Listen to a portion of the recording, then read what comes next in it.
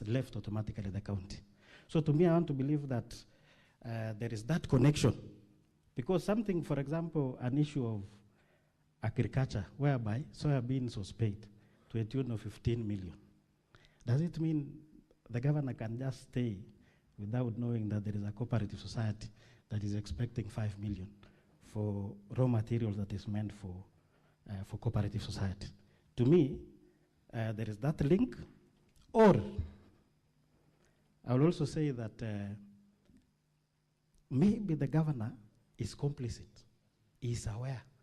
It's only that maybe when these things happened, he was protecting it until the other day when our DG whistleblowed it. So to me, Mheshimiwa Cherargei, there's a very good connection between His Excellency the Governor and all the happenings, especially on fictitious payment. Mheshimiwa Cherargei also said about the issue of Denby Holdings Limited, whereby there is exorbitant prices. Volume 4, page 41. I want to confirm to you that, you know, when you are paying something that is fictitious, something that you are stealing, of course, wrongs must be there. So maybe they were saying that these things will not be known, and the only way to siphon this money was through soft drinks. And that is the reason, unfortunately, when we noticed it, is when up to today he has not told us the truth, if that soda or that soft drink costed that 500 shillings or 1,100. Another thing also about Lea Chirchir, I can confirm that. I want to confirm because I was elected in 2017, so I was with Lea in 2017, 2022. And then when the governor came in, he brought his people as chief officer. So I'm very much aware that Lea Chirchir was there before and is no longer there today. The CEO that is there is QS Anderson Terer.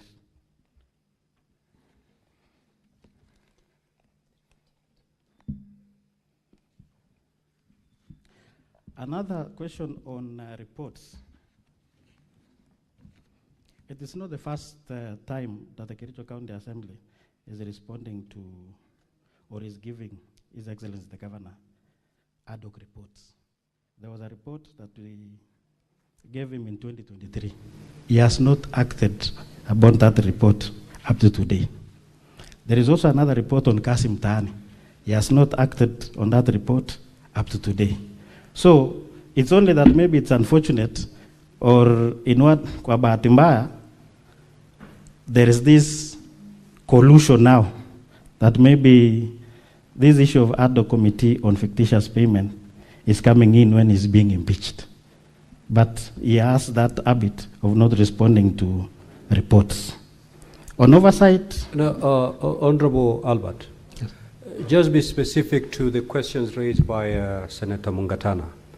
Which came first, the tabling of the impeachment motion or the transmission of the ad hoc report on fictitious payment to the governor? The transmission. We gave him the report on date 5th of August, 2025. Motion was tabled on 6th.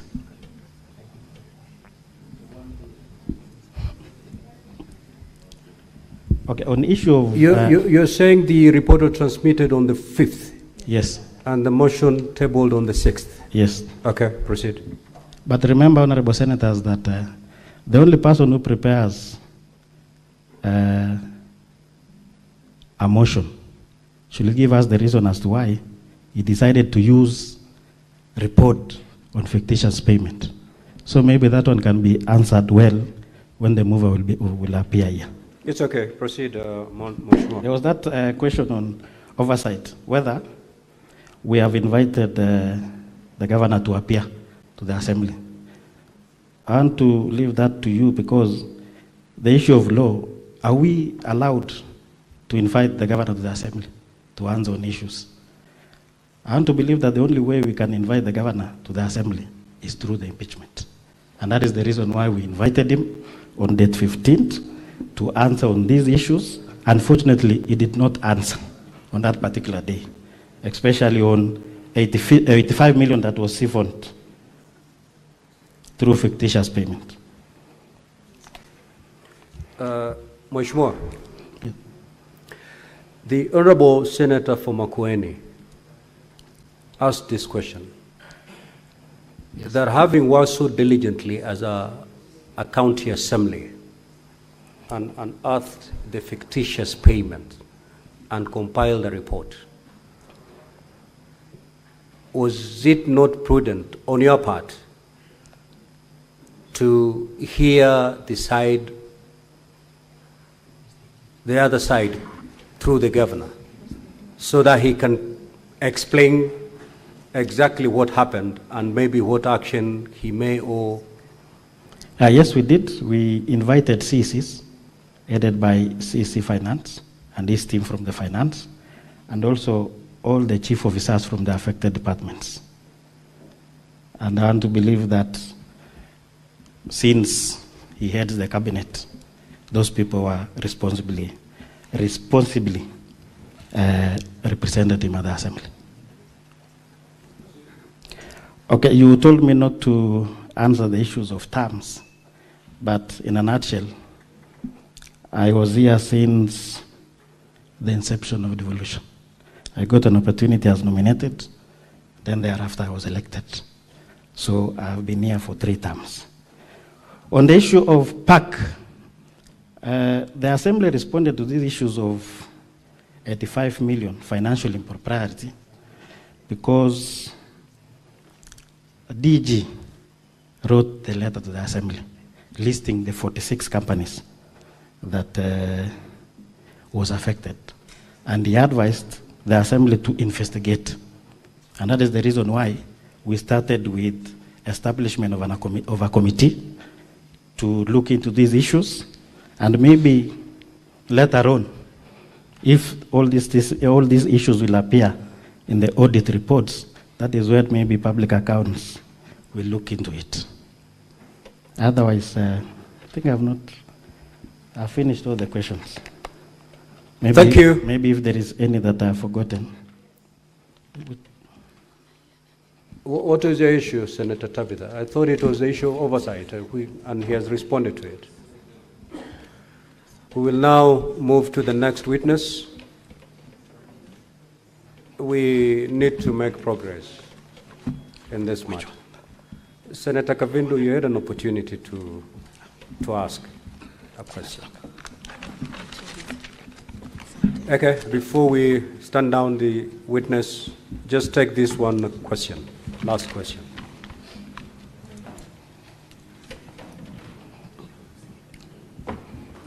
Thank you, Mr. Speaker. Just one question to the witness. You say that you've just answered one of the questions and said that you had summoned the CECs and the CEOs. I would like to know, when was this done? Because part of the MCA's job is to oversight the executive.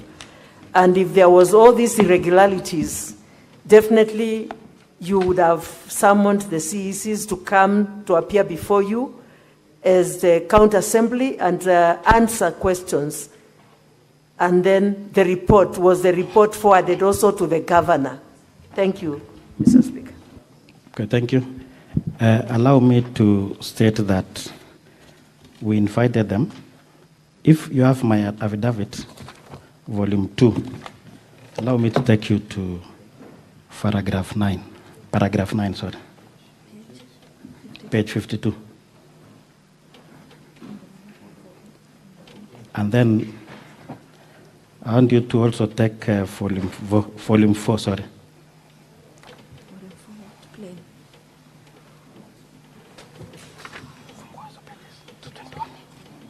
The first witness invitation letter is in page 221. And that is the whistleblower. So you can see the date. He appeared on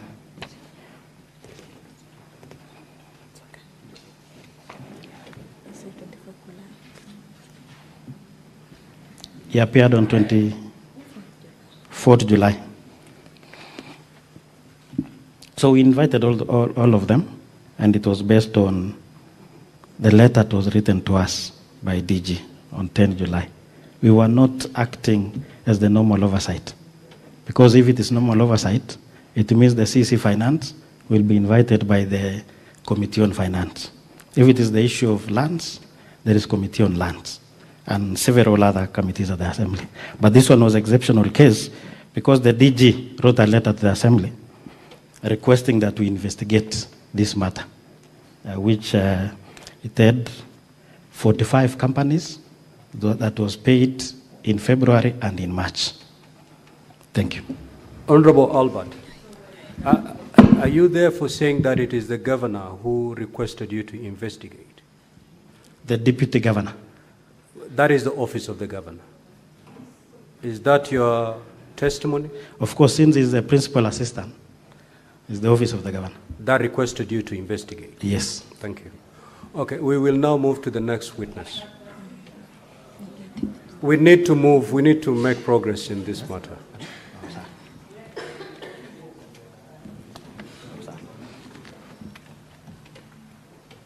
Council for County Assembly, you may now usher in your next. How many witnesses do you have? Because between this witness and your last witness, you have only 20 minutes and 32 seconds. Thank you, Mr. Speaker. Sir, for the constraint of time, we will be calling our last witness.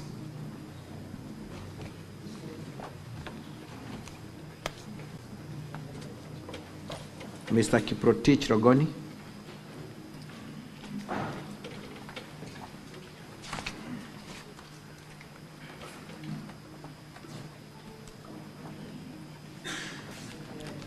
And as we usher him in, his affidavit is to be found at volume 2 at pages 1 to 50. Volume 2 of the County Assembly's documents, pages 1 to 50.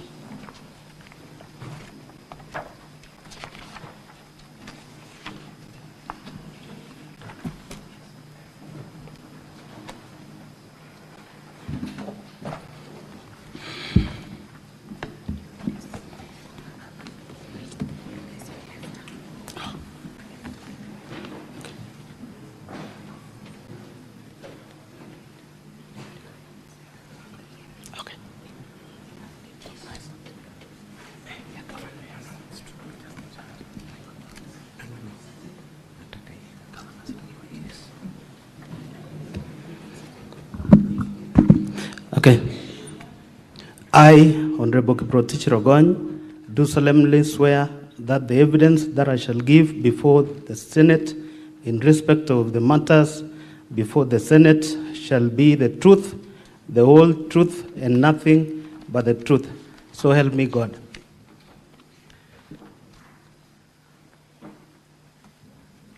Thank you, Rogoni, and good afternoon to you. Good afternoon.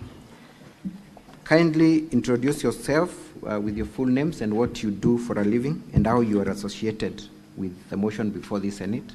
Thank you. My name is Honorable Kiprotich Rogony.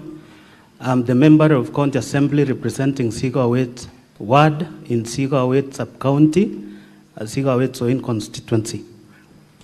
You also confirm that you are the mover of the motion before Senate today? Yes. And you prosecuted the same before the County Assembly? Yes.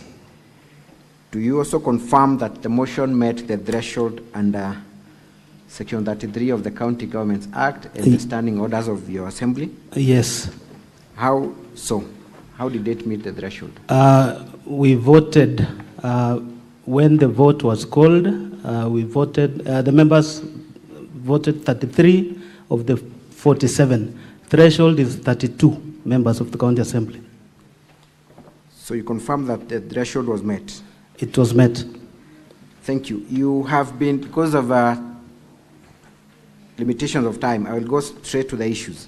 You were present before Senate yesterday, rather you must have watched, and you were accused of having called one of the MCAs and bragging that you voted on their behalf, and there was an audio that was played to that effect. I followed the proceedings, and there was an audio that was played. Let me ask the question. Was that you in that audio that made those utterances? No.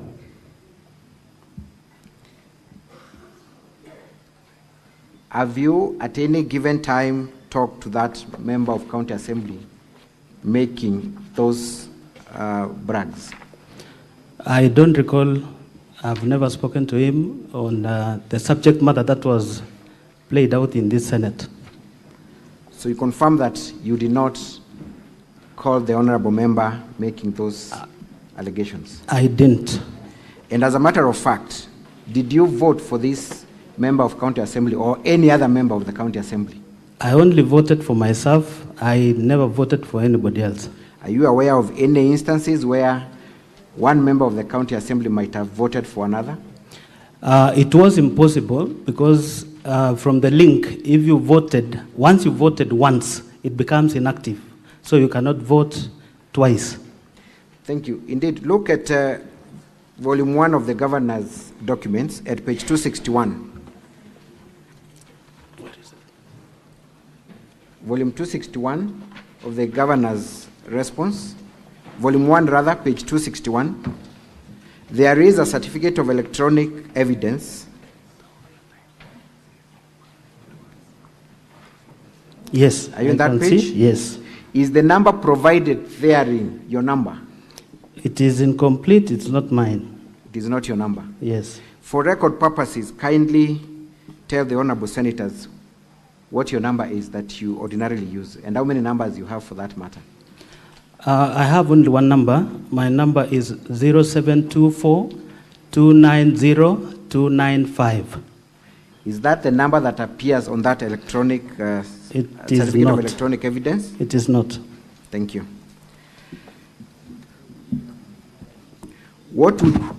That is at page 261 of volume 1 of the governor's response, at paragraph 2.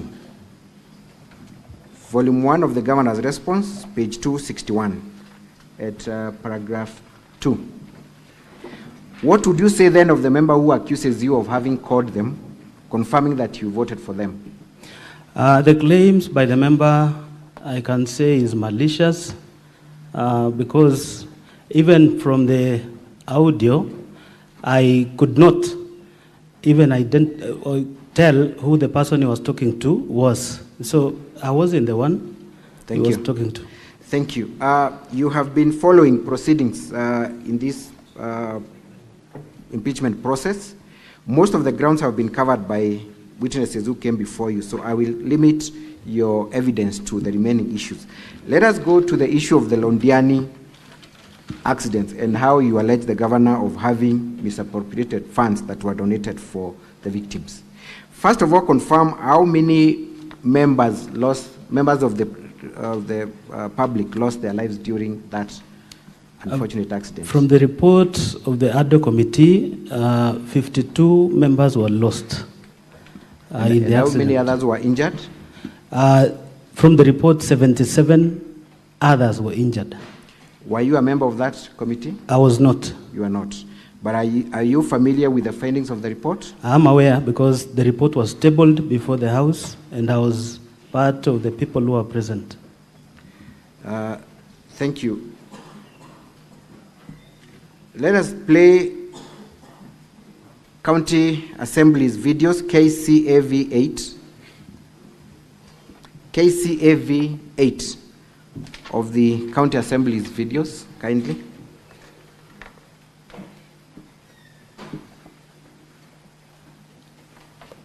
Takes to ensure that the victims are compensated properly.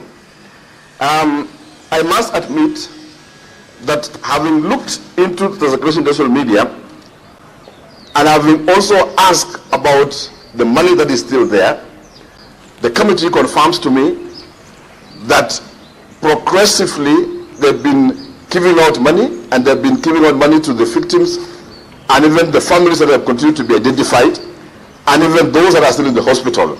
and they've been progressively doing that. They have also indicated to me that there is still money that are yet to be dispatched. And in the process of this, we have borders that were affected, and they have indicated to me that they are also in the plans of giving out money to the borders, those who are affected, and also dispatching money to those who were not been given. To address this, I'm taking an immediate action. And before I do that, I want to confirm here to the public that I had said the hospital bills will be met by the county government of Kericho. The position is still the same. That is a commitment from me as the governor of this county. The medical expenses, and what I mean by expenses, I mean the treatment of the patients. We have patients in the hospital, normally you pay for the doctor, you pay for the beds, and we have continued to say, and I still indicate here today, that medical bills will still be met by the county government of Kericho. Those that were in the mortuary, we waived the mortuary fee, we waived it to zero, and there is no money that families paid or that were paying for the same, because we waived more than 2 million and then the hospital. It is therefore then, based on the circumstances that has been there in social media, I would wish to indicate as the governor today that there is no money that should be paid to Londiani Hospital or Kericho Revaro Hospital. The money belongs to the victims, it belongs to the survivors. And I have directed today to the committee that they need to step out, make sure that whatever money they still have be paid immediately and promptly. Thank you. We can stop there. The governor is alluding to a committee that is in place. What was this committee that he was alluding to, that he's seeking to direct on what to do? You will recall when there was a whistle blow on the issues of this fund, the Speaker formed another committee that was led by the Honorable Moses Rotich, MCA Tendeno Soget. Now the governor came up with a committee of his own. Now this is the committee he's talking about. Who are members of that committee? I cannot recall the names of all of them, but now there is also a committee formed by the governor and the county commissioner that was led by the then county secretary, Dr. Wesley Bor, and the county commissioner being a co-chair. And who appointed this committee? The governor himself. The governor himself. It is the same committee that the governor is seeking to direct on how to use the funds, correct? Yes. So would you say that the governor was in control or in charge of this committee? He was purely because of the... Just yes or no? Yes. Would you say he is or he is not? He is in charge of the committee. Thank you. And we have seen the governor confirming that no money will be paid to any hospital and that the money that was donated was meant for the victims, correct? That is true. What did the committee investigating how these funds were used? So the other committee discovered that there were minutes drawn by the same committee that we talked about, led by Dr. Wesley Bor, where the victims were paid slightly below 5 million. It's almost 5 million. And the rest of the monies were expended. We will have a list. Kindly take us specifically to that part of the report. So it is found in my affidavit, page 44.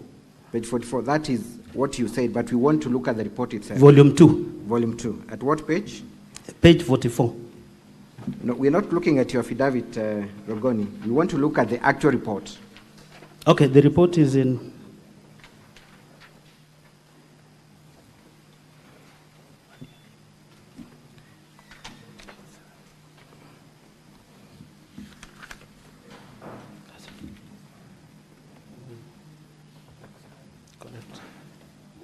Have you seen the report?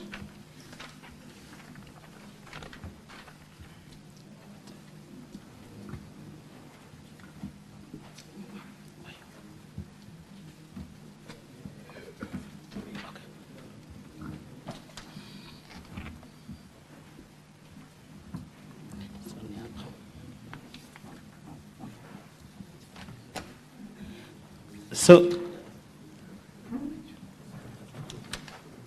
in page 58 of volume 4B, the committee was able to establish the following findings: that each victim, those who are alive, were paid 60,000, and that is 52 of them. Before we go to the amount paid to the victims, how much was raised in total as per the committee? 14 million. 13 million in form of cash, and 935,000 M-Pesa. There was a pay bill. Was there a specific pay bill or bank that these funds It was a pay bill. And where were these funds supposed to be deposited? Any bank account? There was a Kericho County donation account that was opened. So the pay bill number was 8062001. Account title is Londiani Accident Victim Support. Thank you. So what were the findings of the committee in terms of how the 14 million was spent? Can you take us to the specific page where now, the committee... Page 61. How was the money spent? So this is how the money was spent. The other committee was able to find that 48 families have received 90,000, that is 4.3 million. 8 survivors have been compensated for 80,000. That makes a total of 4.8 million. Now, there was an expenditure. Thank you. Before you go there, let me ask you the question. Other than paying the victims 90,000 each, yes, was the money used in any other way? Yes. Contrary to the governor's direction? Correct.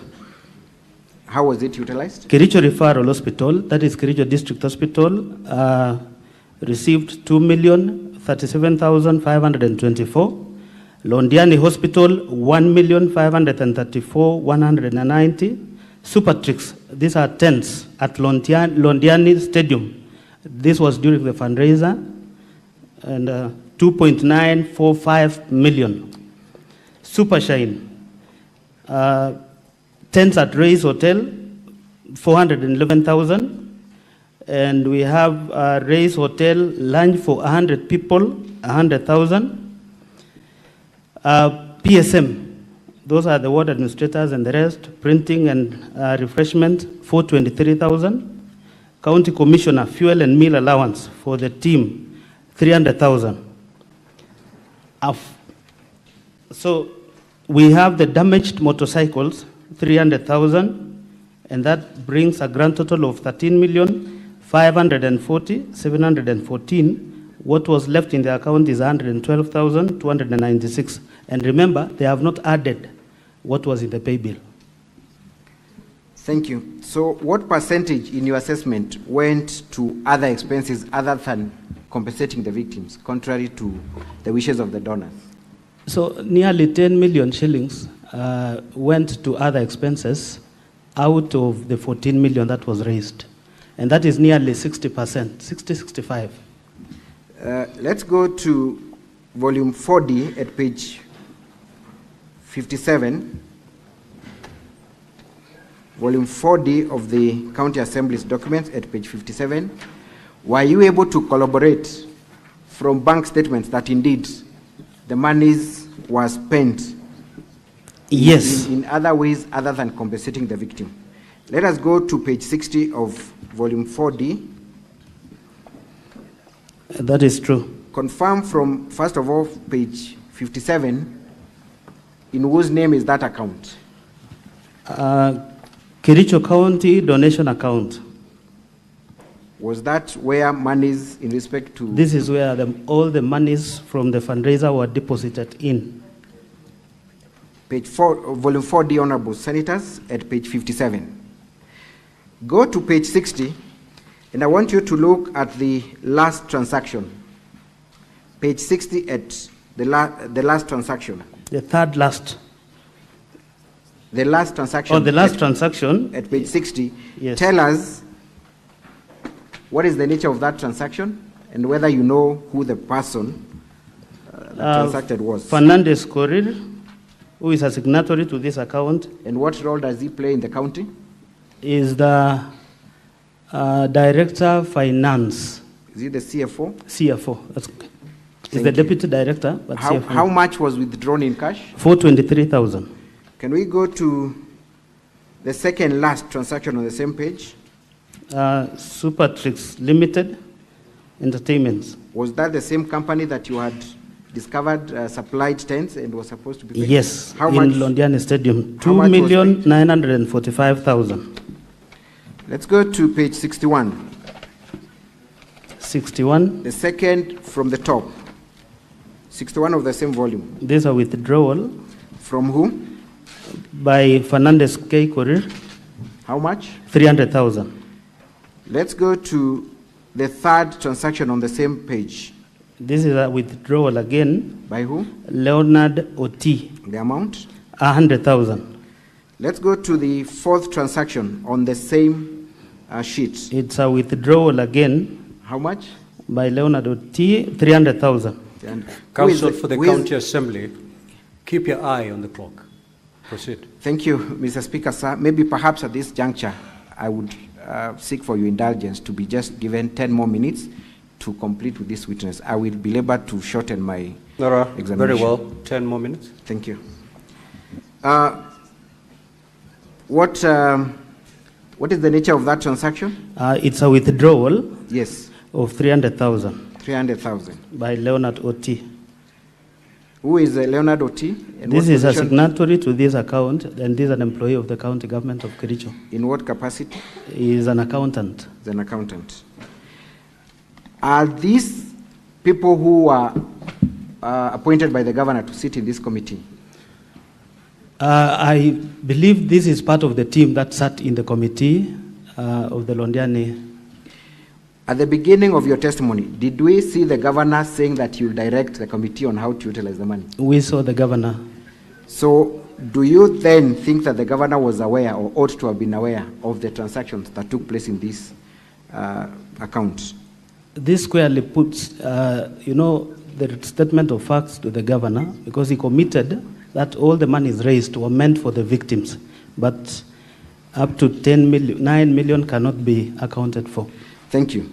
Did you have an opportunity to visit Londiani Hospital and any other hospitals that these monies are purported to have been paid to? The ADO committee paid a visit to Londiani Hospital, Kericho Referral, and even up to Nakuru, where most of those patients were referred to. What was unearthed from their physical interaction with these hospitals? One, most of those hospitals, they had not, and they were never paid the amounts that they have been, that is indicated in the report to have been paid to these facilities.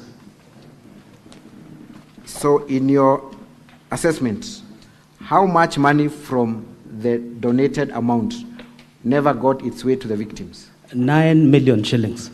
To date, has the governor explained to your satisfaction or even to any level of satisfaction how that money was spent? Even after the report has been produced, the governor has never given any explanation. And when was the report produced and forwarded to him? In 2023, that is the month of August. 2023, the month of August. So was this motion in anticipation of the report, or it was the report that came earlier? It is the report that came earlier.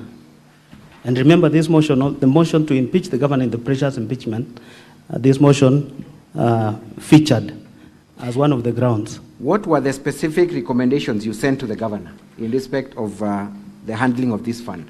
That the monies that were meant for the victims, which the governor honored to ensure the victims were paid, was never paid. We requested the governor to investigate and ensure all the monies that were meant for the victims and the families that lost the loved ones was paid. I am made to understand that the specific officials that were highlighted as having misappropriated this fund subsequently went to court to seek injunctive orders against the implementation of this report, correct? Yes, they anticipated Just a disciplinary minute. action. Is that true or not? That is true. Who were the parties of that case? It was once Dr. Bor, there is a CEO, Betty Chebe, and others. Was the governor an interest party in that? He was an interested party. Did the governor swear an affidavit He did. for or against that request by the CCs? He did in support of the officials. So he went to court and asked the court not to implement the report. That's what true. you're saying? That is true. That is captured in an affidavit, correct? Yes. Would you then say that the governor had the intention of implementing this report? He had no intentions of implementing the report. To date, has the governor given any contrary audit or report of how these funds were used? He's never. Almost 1 year down the line. 2 years down the line. 2 years down the line. What would you say about his conduct then? He's a complicit in the whole setup. Thank you. Mr. Speaker, thank you. I was looking at the watch. Thank you. Let's move to the other issue. Kazi Mtaani. Again, tell us when a report on the Kazi Mtaani initiative was made by the respective committee. Kazi Mtaani, I sat as the vice chair, and the chairman was One Honorable Paul B. Honorable Senators, may I refer you to volume 4A of the County Assembly's documents at page 229 to 355. Volume 4A, page 229 to 325. 355. Proceed, Mr. Rogoni, directly to the recommendations and findings of the committee, and tell us when this report was finalized. This report, we did the report in the month of July. August, we came up with the report. Remember, the program started in February, and the findings, the report is with the governor, because once we've done our part as the assembly, a copy of the report is sent to the executive for implementation. Yes. But shockingly to date, the governor has never even implemented a single recommendation out of this report. And remember, the county government of Kericho, through the 2 municipalities, lost cumulatively 39 million. And have you seen the response of the governor in respect to that allegation? What has he said about it?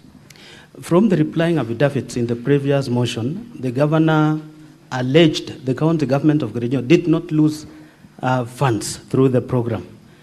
But from the report, you can see there are even companies that were not pre-qualified. They did nothing, but they were paid without a single document. I'm talking about the LSO, because if you're given a job to clean a place in town, you've got to have an LSO. Not a single LSO of all the 16 companies, 9 for Kericho and 6 for Litein municipality, were given or supplied with an LSO for them to process for the payments. Maybe you might want to take some time and highlight, because not all of us are aware of this initiative. What was the nature of this initiative? How would it work, and who are the beneficiaries, and who are the participants of the initiative? When the governor launched this initiative in 14th February 2023, it was meant to give an opportunity to the youth, the women, and the people, the marginalized from the 2 municipalities. That was more of like offering them a job opportunity through that program. But because there was no policy, the governor resorted to engaging those contractors who were doing jobs in the Department of Environment. Because there was no law, there was no legislation, there was no legislation to support the process. Now the governor used contractors procured in the Department of Environment underwater. So are you saying that the money never got to the intended now the youth beneficiaries and the women who appeared before the committee during the hearing, actually they were complaining because they were never paid. Initially, these contractors were supposed to pay them either weekly or after 10 days for a period that they signed the contract. But out of this, you can see from the report, there is even a contractor who was... Take us to the specific page where those complaints were raised, and what was the nature of those complaints. So the report is page 230 of volume 4A. So for my understanding and for record purposes, how were the youths of Kericho County supposed to receive or to get their cash? These contractors promised to pay them via M-Pesa. Correct? Each, and they were assigned duties in the various part of the municipalities.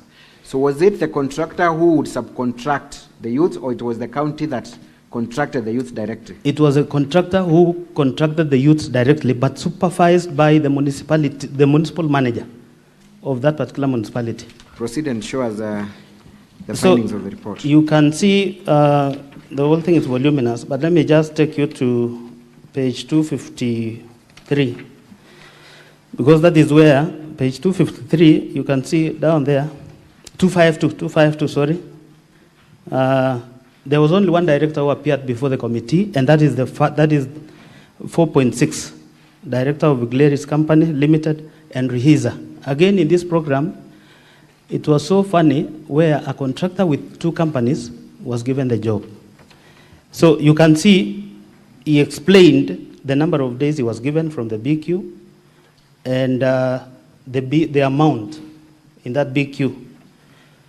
Out of this particular contractor was supposed to hire. In Kericho municipality, they had anticipated to hire 70 youth, 120 youth. In Litain, it was 70. But these numbers ballooned because of the number of contractors who were given the job. But then, they were supposed to still pay these men, youth, women, and the marginalized group. So then ultimately, who were the beneficiaries of the funds that were utilized under the Kazi Mtaani initiative? These contractors. Those contractors. And can you confirm that the Kazi Mtaani initiative was the governor of Kericho's program? It was squarely the governor's. That is why it is called Equalizer Kazi Mtaani. It is him who launched the program.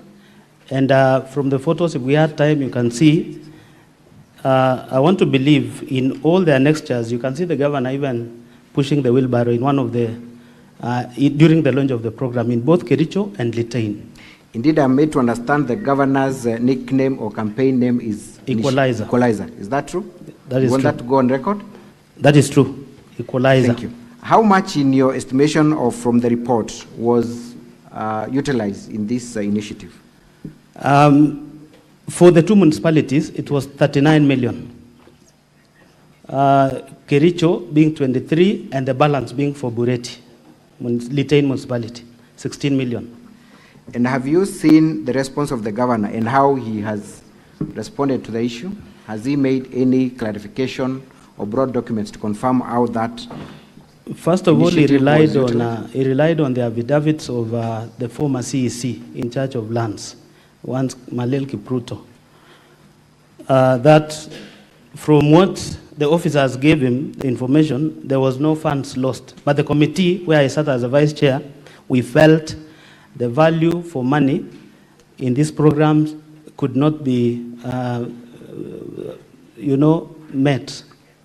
Thank you very much. So in your final submissions, of all the grounds that you have accused the governor of in terms of violating the Constitution and other laws, would you say that the governor is liable for all the impeachment charges that you brought against him? This is one of the grounds that it shows the governor, even 2 years down the line, is never acted on this report. There are very specific recommendations where a contractor was paid. He never discharged even a duty anywhere because of even the attachments. Now, when we gave the recommendations, the governor has never even communicated back to the committee on the implementation, whether these contractors returned the money. Remember also, there's a contractor who signed for 46 days, but he was paid for 26 days. So the government of Kericho lost that money. We recommended that the contractor be surcharged or he complete the work where he was paid in excess of what he was supposed to do. That never happened, and the governor can confirm in his defense. Thank you very much. I reserve the remaining minute for my re-exam, if need be. Thank you, Honorable Speaker, sir. Counsel for Governor, you may proceed to cross-examine the witness. Good afternoon, Mheshimiwa Rogony. Good afternoon, Kato. We are meeting again. Yes. Yes. Just for the information of the honorable senators, you are similarly the person who moved the motion in September 2024, isn't it? That is true. And you moved this one. And I'm again the mover. This time? This time again. Yes, and when we were in the county assembly, you said you will move another one, isn't it? No, perhaps this will be the last one if we will successfully... Okay. But your mission in the assembly is to remove him, isn't it? Not my when mission. When you elected, you took it that this is the mission to remove the governor. Of course, if this house finds him liable. Kasim Tani, one of your recommendations was that the EACC to investigate, isn't it? That is true. It's true. And you're aware that the governor instructed his people to hand over all the documents for the EACC investigations? I'm not aware. You don't know that the EACC is investigating? That's what you are now raising here. You don't know that? Yes. Okay. Remember, I sat in this committee. Okay. Does it reduce your appetite to impeach the governor, or it still remains the same? Now we have the officers who were involved. Okay. Yeah, so this project was under lands, isn't it? No, the two municipalities, not lands. We have the municipality of Kericho and Litein, and the two are supposed to be very independent. Eventually, were these projects under what department in the county government was it falling? That is the Department of Lands, the mother department. The mother department is lands. And who was the CEC when this project was going on? One Brian Langat. One Brian Langat. Could you confirm that Brian Langat is a lawyer? He's a lawyer. He's a lawyer. Could you confirm that you've recruited him in the county assembly? He is now a deputy director. Just answer my question directly. He's a part of the county assembly, isn't it? Yes. And he's part of the witnesses in this impeachment of the governor, isn't it? He is not. Isn't he one of the people who are cited in the county assembly motion to impeach the governor? But not in this program. No. Just a minute. All I'm asking is that Brian Langat was part of this impeachment processes. He's one of the resource people you interviewed for purposes of impeaching the governor in these proceedings before the Senate, isn't it? We interviewed two of the sacked Just answer, is Langat one of them? He is not one of them. You didn't interview him? Now, he's an employee of the county assembly, unless in the previous motion. Okay. Now, as we speak, it is true then that he was the CEC for lands when you are investigating Kasim Tani, isn't it? That is true. And it is true that the governor has removed him from employment, isn't it? That is true.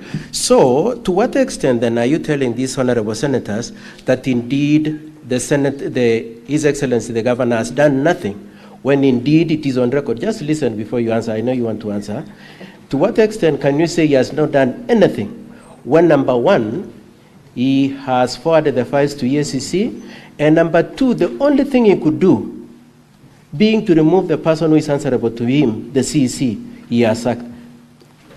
Council, that will be hypocritical because one, Wakili Brian Langat was the CEC. We have the CEO who is still serving. Okay. And that is that is the accounting officer. Yes, sorry. Thank you very much. So you have, apart from the CEC, Brian, you also have the CEO and you have the county managers. Yeah, the municipal managers. Municipal managers, who are you are implicating. Yes. Now, could you tell the honorable senators, are they answerable to the governor? Yeah, governor is the CEO of the county. Can he sack them? He can sack the CECs, even the county chief officers. It's a disciplinary process. Isn't it true that they are answerable to the Public Service Board? In terms of please just answer the question. Action, who employs them? The Public Service Board. And who disciplines them? The Public Service Board. And who retires them? The Public Service Board. So what are you trying to say then? Now, you say that some of the contractors were improperly paid and that some youths and women came to complain to you, isn't it?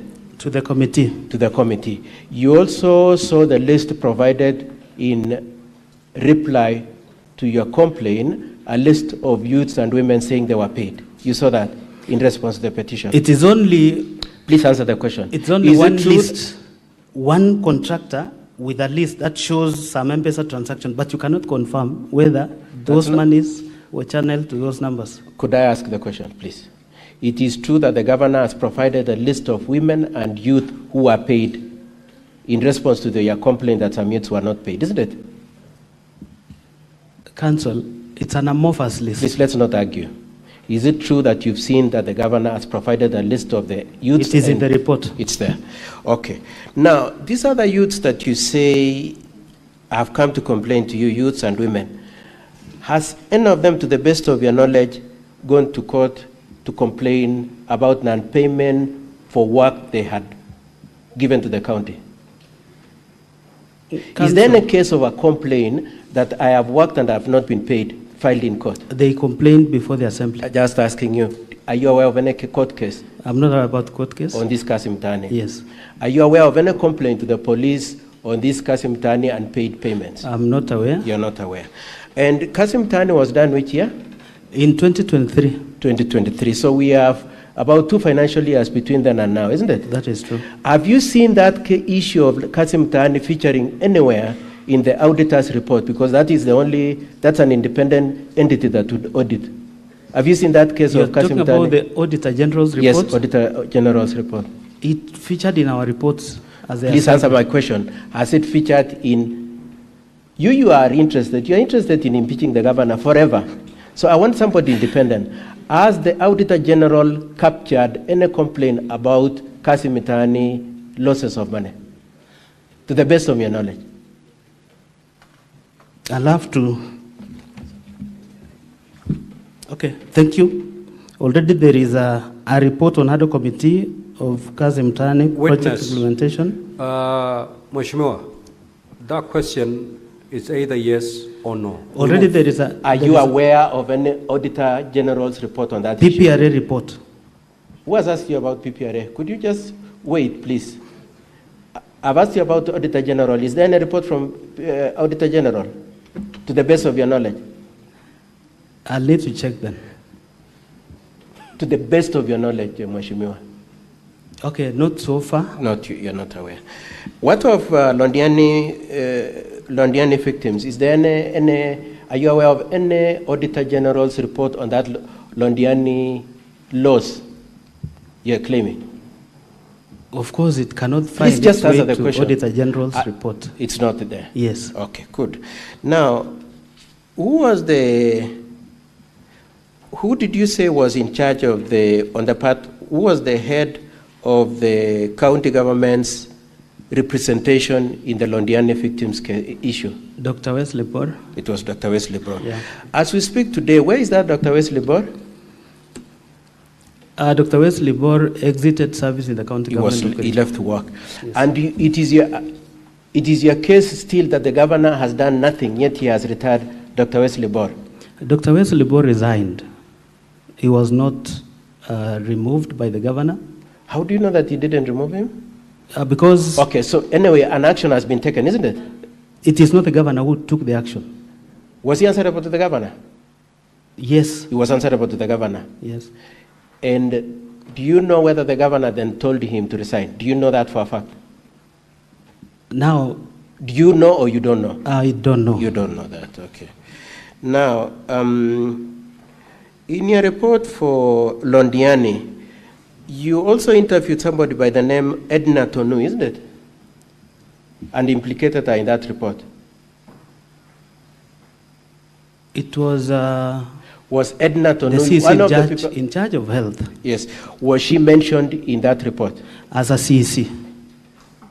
And you made recommendations? Part of the committee, that's okay. You made recommendations about her, isn't it? About the need to discipline her, isn't it? Those who were... Please just answer the question. Edna Tonu was mentioned. She was not part of the...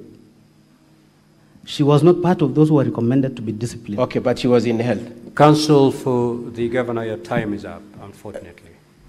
Mr. Speaker, sir, could I very kindly plead for about 10 minutes, kindly? Very well. Thank you very 10 minutes much. to conclude. Thank you very much, Mr. Speaker, sir. Did you mention her in the report? As those who were present in one of the meetings. Thank you. And has she been removed by the governor? Yes, of course. She has been removed. What of Leonard Ngetich? He's a former CEC. Has he been removed by the governor? Yes. And you still want these senators, honorable senators, to still hold the governor as not having taken any action on the Londiani issue? Now, is it true that the people you had mentioned in that report included one Betsy? Yes. And is it true that Betsy filed a suit against you in court?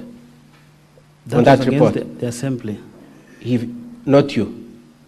Yeah, okay. I don't know whether I'm the assembly, but... Okay. Anyway, Honorable Rogonya, I am more interested in the fact that it is true that she went to court, isn't it? Against the assembly? Together with the other people who are recommended Actually, the findings of the report. Yes, she was against the finding of the reports. Yes. And a decision was made by the court that the governor should not take sorry, that's not correct. My apologies. A decision was made by the court that no action should be taken on that report, isn't it? Yes, the findings. The findings that no action is to be taken. Yes. But that notwithstanding, you want these honorable senators to say that the governor has not done anything when at most she was respecting a court order. So you mean we leave the 9 million without accountability, and that was publicly? No, your case is not 9 million. Your case is that you have made recommendation in around 2023 and governor has not done anything. And I'm telling you, governor has removed about 4 people from employment, and when he was to take the next action, a court order was in place. Removal is not compensation, Kato. And so what did you want the governor to do? You want him to remove the money from his pocket? Okay. Now let's move on. What have you done yourself? You have oversight over the resources. Have you gone to court yourselves? Yeah? I don't know. Have you gone to court for the recovery of the money, Honorable Rogoy, yourself? Perhaps that is what we should be doing. That's what you should be doing. Have you recorded a statement of the ESCC which is investigating? Have you recorded a statement? Now who records? Have you? Have you? Just answer the question, yes or no. Okay, I haven't. You haven't. Have you written to ESCC to investigate? Council. Have you? Out of the report, it have you written to the ESCC to investigate this issue? ESCC can acquire this information I'm from the assembly. You, Honorable Rogoy, you are saying the governor has not taken an action, and I'm firstly asking you, as the accountable person that you want to say you are, have you written to ESCC to investigate this issue if you are as aggrieved as you are, as you pretend to be? Perhaps I'll need to... You need to write. To write. Avoid being dodgy. These are very simple, straightforward questions, so that we save on time. Mr. Speaker, it's a committee on implementation to follow... Proceed, Council, for the governor. Proceed. Thank you. Now, it is true that this issue of Kasim Tani and Londiani were part of the impeachment complaints that you made in September 2024. That is true. Yourself, isn't it? Yes. And you've brought them back again today. That is true. And in the next one that you propose to bring, you will bring the same ones, isn't it? At least it's been prosecuted now. It was not. Remember, our case was not heard in the last impeachment. You are saying these senators didn't hear your case? They didn't hear because of the preliminary objection that you brought in. You are complaining against them? Because our file was never opened. Okay.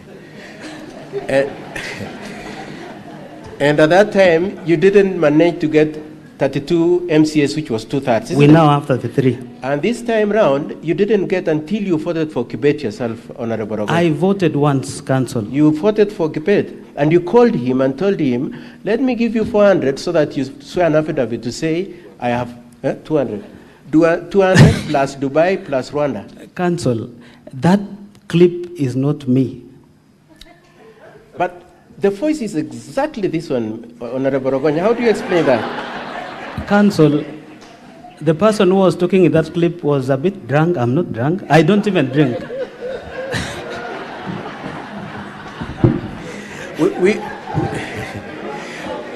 we would like the people of Kericho and people who voted for you to hear you say this. You're saying you don't drink? I don't, Council. Completely? You know, Council. Do you or you don't drink? Mr. Speaker. No, the issue of drinking you've raised. Let me clarify. Do you drink or you don't? I don't drink. Completely? I'm a Seventh-day Adventist.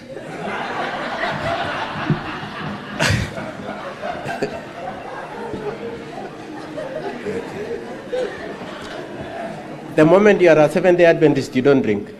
You know, Council. Okay, let's leave that issue. I don't think we want to go there. And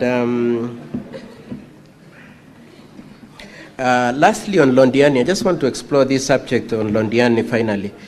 Is it true that when you investigated the Londiani matter, you found that the county commissioner was the chair of the committee? He was a co-chair. Remember, the only outsider in that committee was the county commissioner. Just stick to the question I'm asking you. Was the county commissioner the chair? The co-chair. Together with? The county secretary. Who was left, Dr. Bor, isn't it? Yes. Okay. And was the governor a member of that committee? He appointed his own members. Please answer the question. Was he a member? He appointed his own members. Please answer the question. Was he a member? He is the appointing authority. Mr. Speaker, so I'll ask the witness to answer the question. He is not a member, He's not a but member. he appointed the members. You looked at the bank accounts, isn't it? Yes. Is he a signatory to any of the bank accounts? We only have 2 signatories. Is he one of the signatories? He is not one. He's not. And did you trace any money to him from any of the withdrawals? Council. Please answer the question. We had the governor speak. Please answer the question. Was any money? Let's make progress. Just respond to the question. Yes, thank you very much. Was any money, did the governor ever walk to the bank and remove any money? No. Thank you very much. That's all, Mr. Speaker, sir. And Mr. Ogonyo, you are my friend. I hope we remain friends. No, we will be friends. Okay. Any re-examination? Counsel for the County Assembly.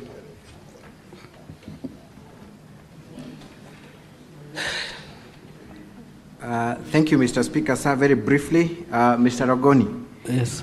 Other than the Auditor General, has any other independent body taken up investigations in respect of the Kazi Mtaani initiative, to the best of your knowledge? EACC says the mother, and PPRA too. PPRA. What has, we're looking at the letter at page, give us the page number. 206, volume 4, page 206. Volume 4 of the County Assembly's document? Yeah. What is the title of that letter from PPRA? A report on ad hoc committee on Kazi Mtaani project implemented by Litein and Kericho municipal boards. Indeed, PPRA is requesting for documentation that they had earlier requested for in the month of January, correct? Correct, 13th of January. So is it then correct for the governor to state that there is no other independent body that has taken up the matter? It is wrong, of course, for him. It is not correct. It is not correct. Thank you. The governor has also stated through counsel that Dr. Wesley Bor was removed from office by the governor. Has the governor produced any document to indicate that indeed Dr. Wesley Bor was removed from office by the governor as a result of your recommendation? None. Is produced none. To the best of your knowledge, what were the circumstances surrounding the exit of Dr. Wesley Bor? Dr. Wesley Bor, remember, he was heavily mentioned in Londiani accident and again in Kazi Mtaani. So the Honorable Paul B., who was the chairman of Kazi Mtaani, produced an impeachment motion against Wesley Bor. Wesley Bor tendered resignation upon the signatures collection because he was going to be impeached because he's part of the cabinet. He resigned. Thank you. And you confirm that it was in the case before court that barred the implementation of the committee, that the governor saw an affidavit asking the court not to allow the implementation of the committee. Correct? Thank you. You've also been told that one of the witnesses who appeared before the Senate yesterday, one Edna Tonui, yes, was the CEC in charge of health at the time. She I want you was to not. look at page 82 of volume 4B of the County Assembly's documents. Volume 4B. At page 82. Page 82. Kindly tell us who was the CEC in charge of health at the time. The CEC in charge of health, that time Council was... for County Assembly, your time is up, unfortunately. Just 2 minutes, kindly. Nora, we'll give you 2 minutes. Thank you. Who was the CEC in charge of health at the time? Bill Brenda B. Is Bill Brenda B. still a CEC? She's still serving. She's still serving? Yes. Thank you very much, and that's all for this witness. Thank you. And that brings us to the close of the County Assembly's case. But I will be making a short application after the witness has been interrogated by senators. Thank you. Thank you. Any questions or clarifications from the honorable senators? Clerk, someone should work on my dashboard. It's run blank. Yes, Senator Fernandi.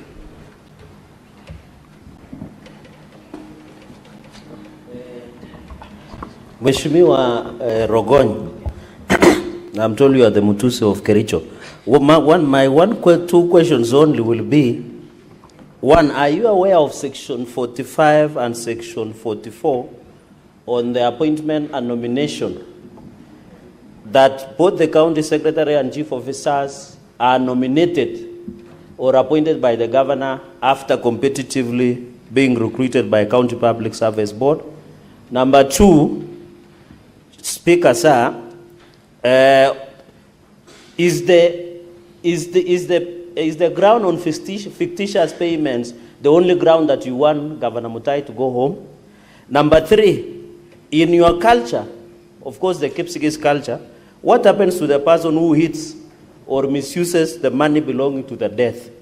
And finally, what do you mean by pastor's appreciation of paying 100,000 shillings? Is the prayer so expensive in Kericho? And out of 14 million, 4 million went to, approximately 4 million went to the victims, 10 million went to expenses. Was this justifiable? And finally, what do you want us to do to the governor? I thank you, Mr. Speaker, sir. Senator Essie.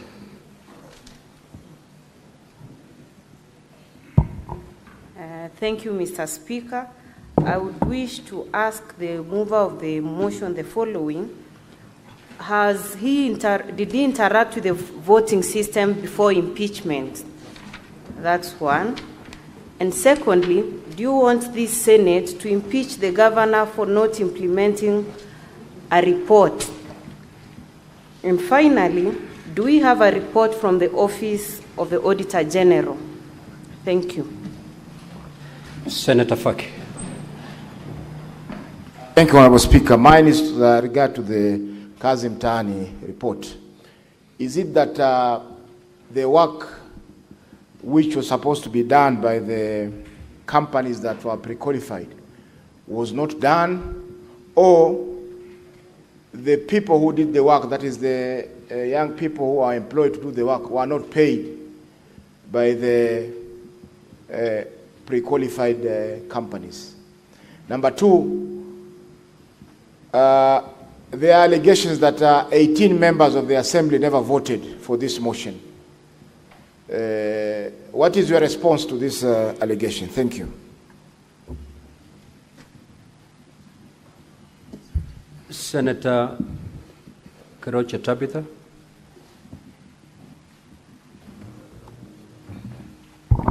Thank you.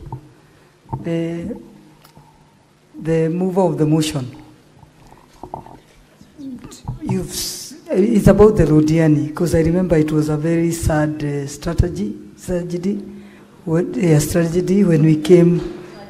we all came to Rodiani. We were all there. I remember even Chirangai was there, and we really contributed.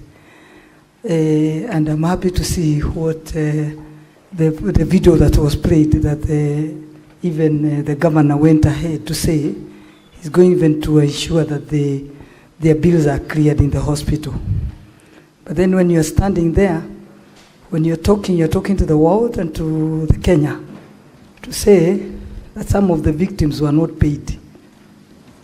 Is that what you are saying, that some of the victims were not paid?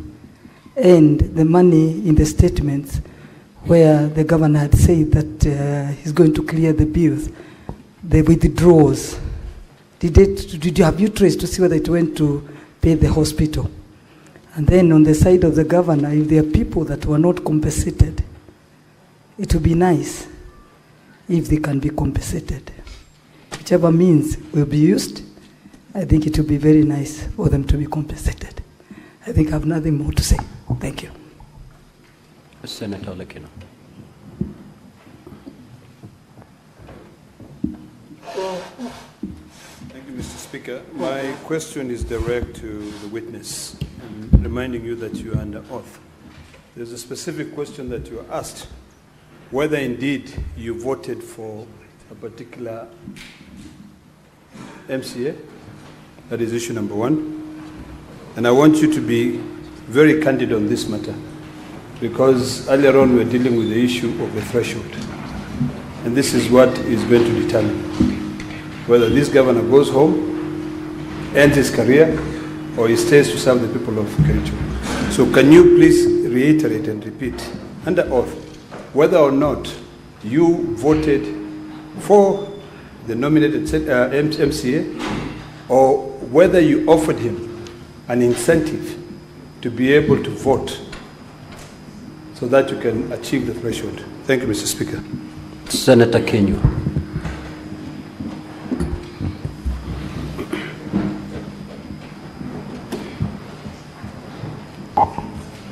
Thank you, Mr. Speaker.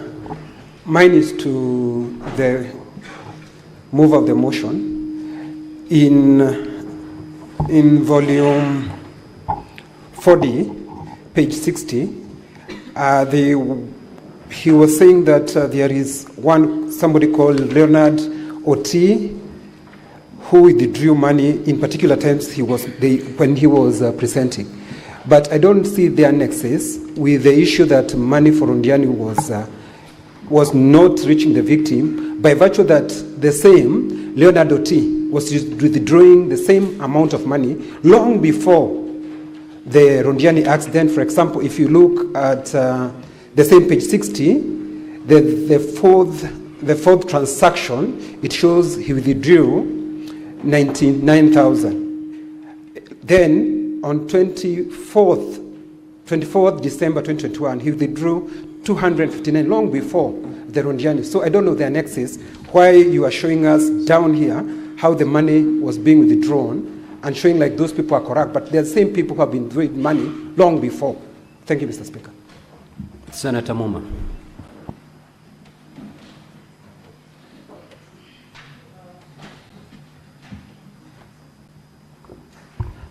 Thank you, Honorable Speaker.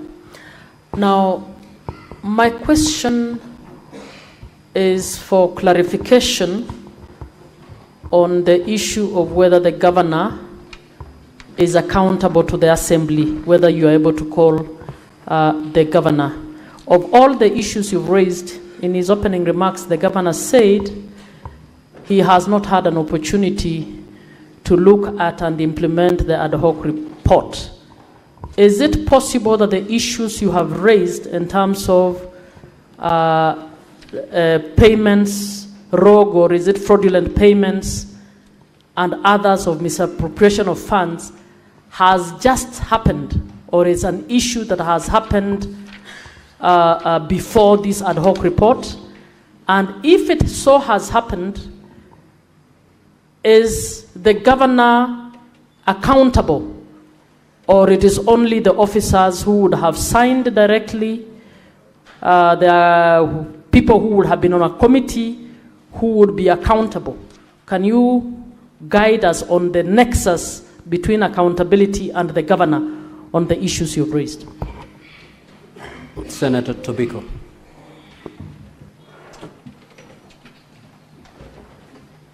Thank you, Speaker.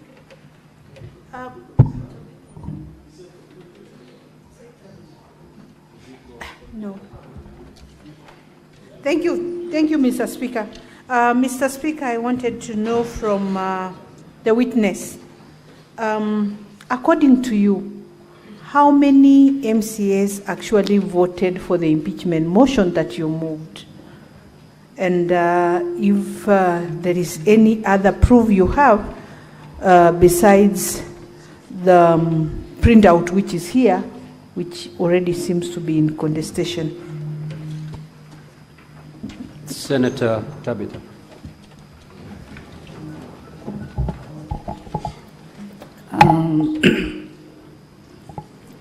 Mheshimiwa, could you clarify before this house if in any way you either forcibly took any of your colleagues' phone and voted without their consent. Number 2, in regards to this fund for the victims of Londiani tragedy, what was the total amount that was contributed in order to assist the victims? And lastly, on volume 4D, from page 60, we've seen the withdrawals by Fernandez Coril on 21st, amounting to 423. On the same day again, another withdrawal of 300,000. On the same day, another withdrawal by Leonard, amounting to 100, and another withdrawal by the same Leonard, amounting to 300. Who are the signatories of this account? And as we currently speak, these people are fired. In your wisdom, do you feel that these people participated in one way or the other by fraudulently or in whichever capacity, they withdrew this money for their own personal gain? Again, on volume 4B, page 83, I've been able to look at the total expenditure, the alluded expenditure as you actually explained earlier, amounting to 13.5 million. But you state before this house that only 4 million. Senator Mariam Sheikh. Honorable Senators, you have under 2 minutes, so condense your concerns.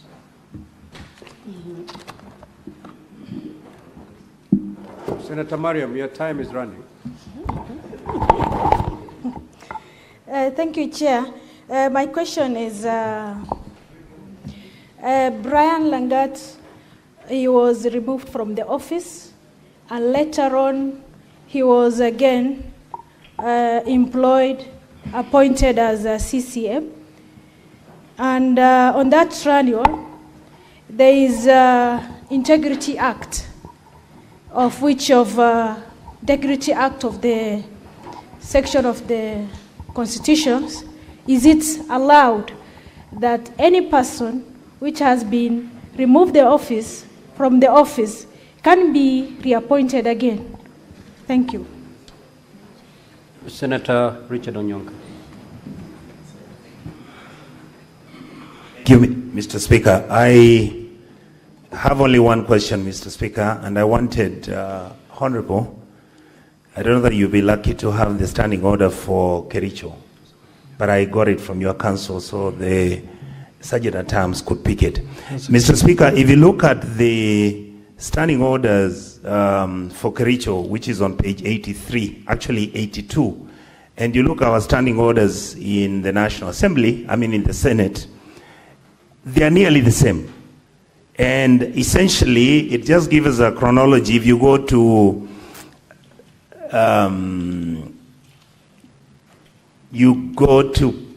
Standing Order 36. No, sorry, Mr. Speaker. It's basically on electronic voting. What I wanted you to clarify, because it's a matter that we've discussed as members of this sitting, when the voting was done electronically, did you people have a manual system in case the electronic system was going to fail? Because that's what we do here. Every time our system will fail, the speaker will say log in. If it logs in and it doesn't, we are then asked to actually walk to the speakers and we then register and say, no, I wanted to vote yes or no. Did you people have such a last line of defense in case the electronic voting didn't work? Because the question that is related to that is, what would have happened if the electronic system didn't work? Thank you, Mr. Speaker. Senator Karen Nyamu.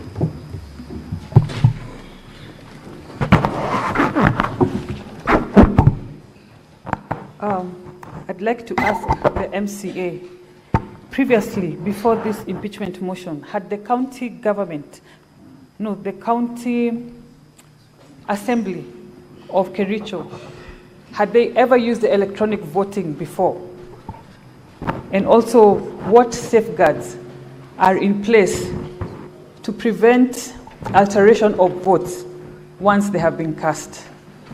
And on Kazi Mtaani, can you under oath provide any documented instance to show that the governor personally diverted, interfered with, or manipulated the Kazi Mtaani program in Kericho County? Thank you. Senator Boni. Thank you, Mr. Speaker. Mr. Speaker, the honorable member will help a lot. In his opening remarks, counsel for the county assembly told us that the governor is a very bad man. Is it your evidence that he is a bad man? And if so, the people of Kakamega are waiting in respect of the accident that was at Fort Tenan, Londiani. The people who died were predominantly from Kakamega. In fact, Mukurusu village, a family of 4 was wiped out. So they would like to hear that the bad man, the governor, is the one that we are talking about, and more importantly, during your investigation, Honorable, did you establish whether the purported 90,000 that was supposed to go to victims as compensation was actually received, or was it only indicated on paper and the reported bad man did not make the actual delivery?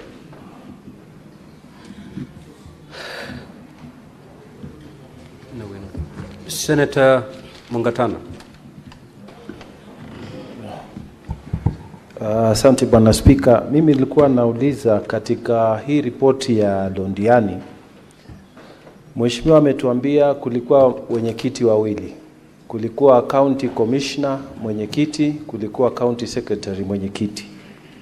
Lakini katika mazungumzo yake sikusikia taje hatua gani zimechukuliwa dhidi ya county commissioner. Manake kama kuna hatua zimechukuliwa upande huu, lazima pande hii pia achukue hatua. Kwa hivyo nilikuwa nataka kujua kama mheshimiwa katika recommendation zenu ama katika ile report kuna hatua gani mmechukua, ama ilikuwa target ni moja na ni hiyo peke yake. Asante Speaker. Senator Mundegi. Asante Bwana Spika. Swali langu kwa mheshimiwa wa Kericho. Katika Kenya kuna mipangilio ya kazi wakati pesa imekuja masinani ama kwa serikali. Mambo ya Procurement Act. Na kama mlikuwa naangalia kazi vizuri, ndio tujue mnasema ukweli. Mliangalia katika kila wakati yote kuna tangazwa pre-qualified contractors na suppliers wa vitu, hata youth na disabilities. Wale watu wote mmetanza wamelipwa pesa. Wakati mlikuwa naendelea kufanya oversight, mliangalia ama walikuwa pre-qualified, ama walikuwa wamekuwa gazetted kasile kubwa, ama walipata kazi namna gani, ama wakati unajua pia kuna system ya kunjaza ile kazi kila kona, sio mambo ya kupatiwa makaratasi.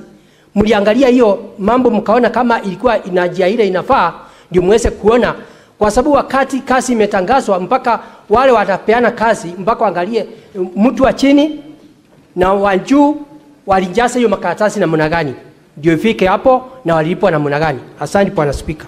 Senator Osotsi. Thank you, Speaker. My question to the witness is that the system that was used to do the voting, according to the evidence before us, is a system that was developed locally by your people. Is that the case? And if that is the case, speaking as an IT expert, we know that once a system has been developed and installed, there are processes that are done to make the users of that system be able to use the system well. What were the circumstances in which the system was installed today, and then the next day it was supposed to be used for an important exercise of voting? What are those circumstances? And why was training not done properly before the MCS could be allowed to use this system which was developed locally? Number two, I am sure, being an elected MCA, you understand a bit of IT, having gone to school. Do you think it is safe to use IPPDT and a password which is an ID number to log into a system? What would be your basic requirement of a strong IT security environment? Would an ID or an HR number, IPDD, be inappropriate to log into such a very high sensitive system? Senator Kisang. Thank you, Honorable Speaker. Honorable Speaker, I have two issues. Number one is as a third term MCA, I believe when the last impeachment case failed, I expected you to go back to the county, reconcile with the governor, and work for the people of Kericho County. Did you make an effort as a senior member of the assembly to sit down and see how you can work for the county and with the governor? And then lastly, Honorable Speaker, I wanted to find out from the MCA, during the 14th day, how many MCAs in total were in the chambers? Because from the results that we have seen, it's only 33 that voted.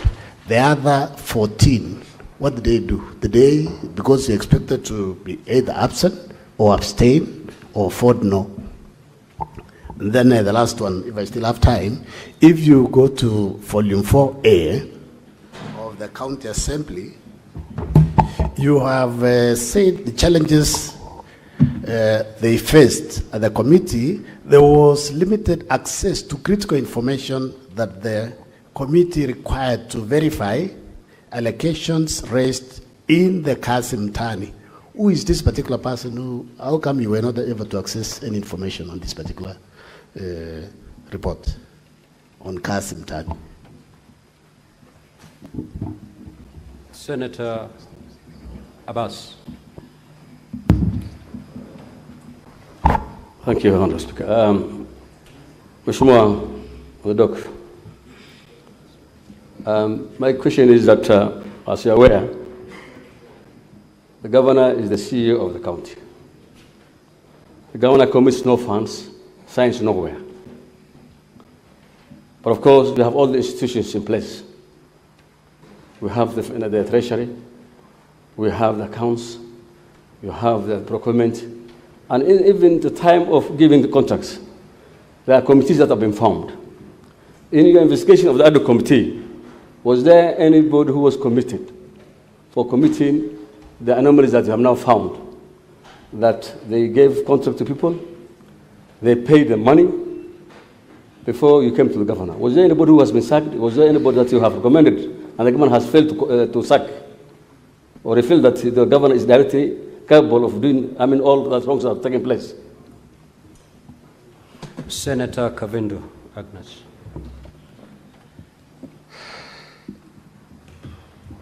Thank you, Mr. Speaker, for this opportunity.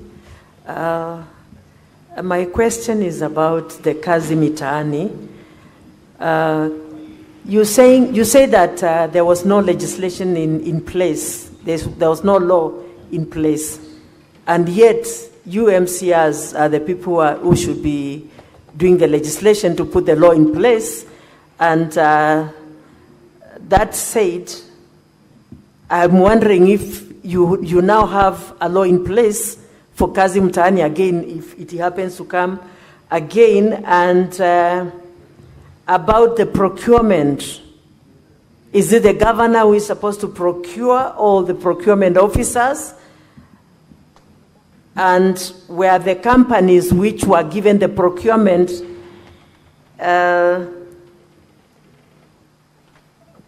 pre-qualified in the county, and where the people who worked paid their monies. Thank you. Senator Wafula.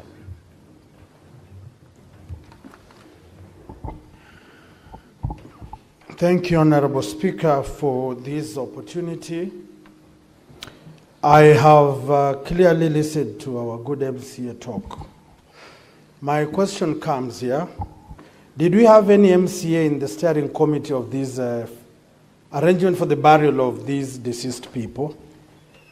How much did the MCAs and the county assembly contribute towards this kitty that you are crying about for the injured and the bereaved?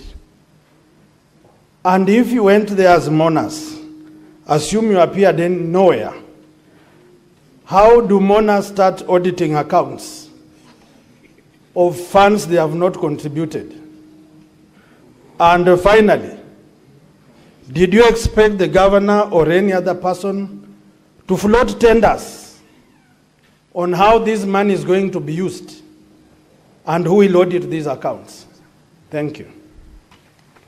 Senator Seki.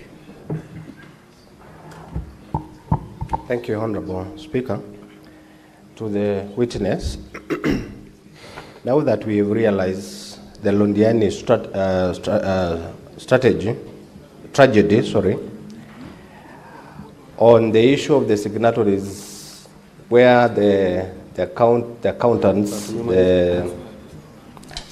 are staff of the county, we have heard from you that these officers have been sacked. How do you make this house to understand the misappropriations of funds is attached to the governor? 2, the Kazi Mtaani program, the terminations, we've seen the termination and the sacking of employees in regards to this program. How else can you convince this house that the governor has not acted on this issue to make sure that is warrant for his impeachment? Thank you. Lastly, Senator Morango. Asante sana Mr. Speaker. Swali yangu itaenda kwa mheshimiwa kwamba ili kung'amua mbivu na bichi venye kura zilipigwa na wakilishi wandi, wale 9 ambao wanasema kupiga kura lakini walihusika katika mchakato mzima wa kumng'atua gavana, kunaye yote ambaye walichangia na kuko na ushahidi kwamba isipokuwa kupiga kura peke yake alichangia katika mchakato mzima ule kwa kuongea katika mbunge la kaunti ya Kericho, ili tuweze kujua ya kwamba alisema nini, kwa sababu anayechangia hujulikana na asiyechangia anajulikana. Asante sana Mr. Speaker. Honorable MCA, you may now proceed to respond to those queries. Thank you, Mr. Speaker. And Mr. Speaker, before I proceed, now that I'll need to very fast respond to all the issues raised, I wish you would guide me so that I may not take long.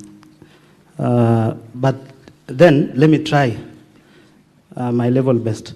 The Honorable Cherargei, Senator Cherargei, talked about Section 45. That is the appointment of CS and the COs. Yes, this is done by the Public Service Board, but the County Secretary is part of the cabinet. And from the amended standing orders of the Kericho County Assembly, we can, as an assembly, discipline the county secretary, but the COs, we can do the recommendation to the Public Service Board.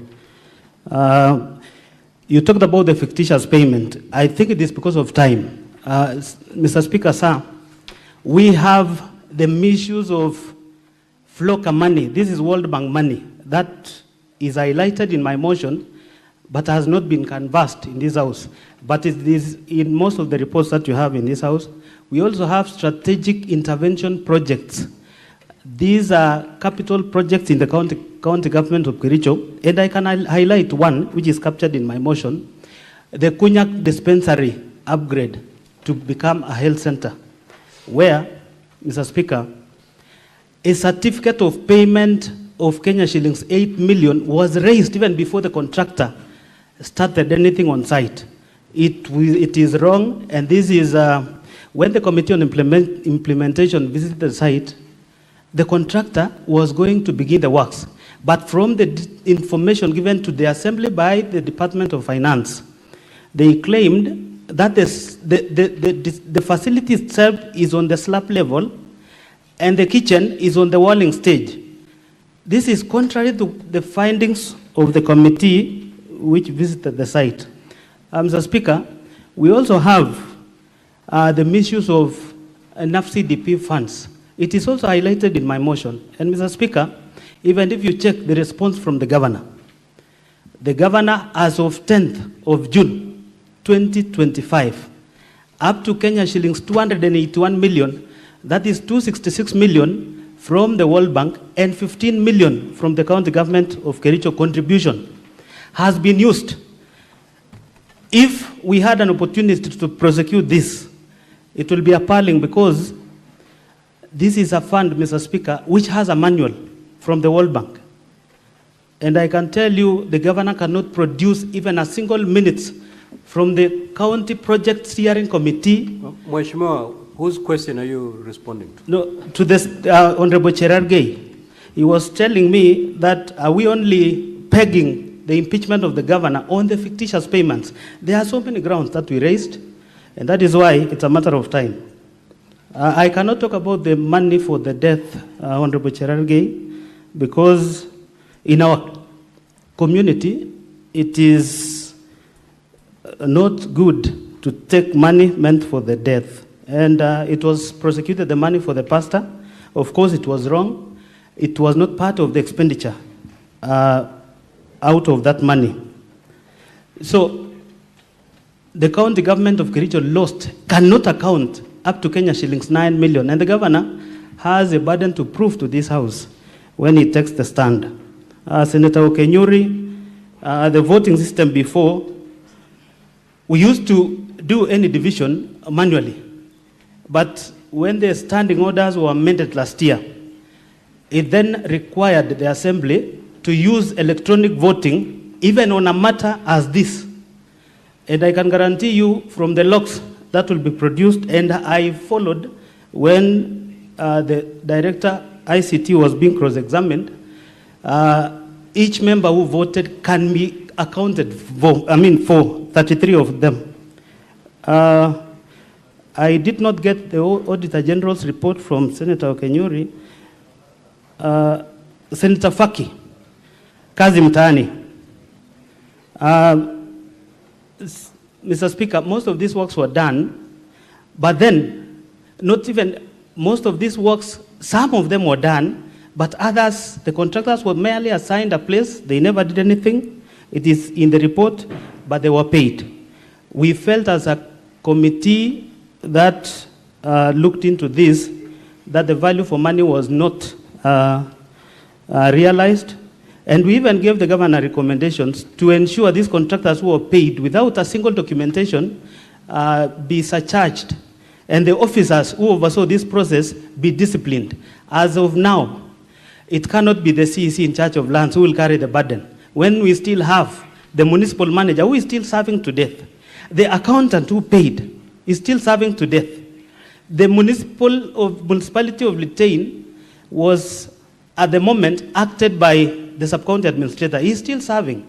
And that is the accounting officer who oversaw the whole process. So most of these officers are currently working. They have never been called to account the loss of 39 million. And that is why I said, pursuant to Article 179(4) of the Constitution and County Governments Act, Section 33F, the governor bears the huge responsibility in the way the resources of the county is managed. Senator Tabitha talked about the Londiani victims. I can tell you, if you pay 4.8 million of the 14 million shillings raised, that tells you up to 9-point-something million was not given to those victims. And the commitment by the governor in that clip How I wish we had time, because to this Senate, we produced 3 clips for Londiani. Governor talking about this is what we're going to do. When the report from this committee came, he talked about my hands are tied. I cannot punish any official. Then we felt the governor is the biggest beneficiary in the whole scenario, because how can you then not even take a chief officer or even the signatory to account where this money was spent? Senator Ledama Olekina, first of all, Honorable Kibet Bosuben is elected member of County Assembly representing Cheblanget. And for the record again, the clip that was played in this Senate, that is not me. And perhaps the member needs to produce, even, if he was recording me, for instance, then there should be that conversation between me and him. In this affidavit is put here, he should be able even to produce, including the timings. The arbitrary clip that has been played is so funny, and as I said, Mr. Speaker, for the avoidance of doubt, I happened to school with Senator Aaron Cheruiyot in high school, and I want to set this record straight. I was the chairman, Seventh-day Adventist group. Even at the university, I became a deacon for 4 years. How can I be a drunkard? I have integrity to protect, even after being elected. So the person, Senator Ledama, that is not me. And I voted once. In fact, I was number 4 in that log. Because as the mover of the motion, I wanted my vote to count. Because I badly wanted all the members to pass the motion for us to come and be heard before the Senate. Last time we were not heard. Kinywa, Leonard Oti, if you check the transaction, I want to just, and I want to believe Kinywa is here. Show me.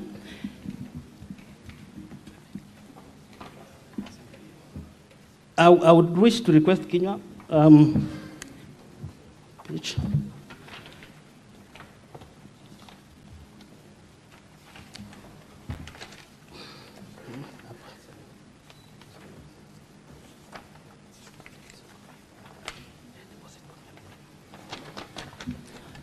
So, members, let me take you to volume 4D, page 60.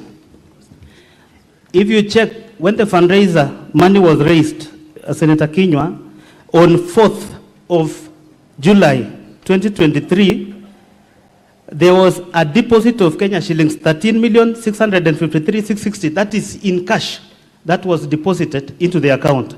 And you can see 537,150. That was the pay bill money.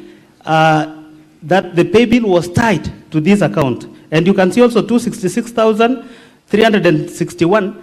That money was sent by a businessman in Kericho who supported the family, and we have the 51,051 again. If you add all that money, it brings a total of 14 million and some amount on top. Now, you can see transaction began from date 11 of July. So, this account was existing, but the county decided to use this account. So, the transaction is where we are beginning from down there, where withdrawals were done. I want to believe I've explained. And so, Senator Muma, accountability to the Assembly. Of course, the executive is accountable to the Assembly through the CECs appointed by the governor. But then, I want to, Mr. Speaker, you know this governor has history for not implementing any single report.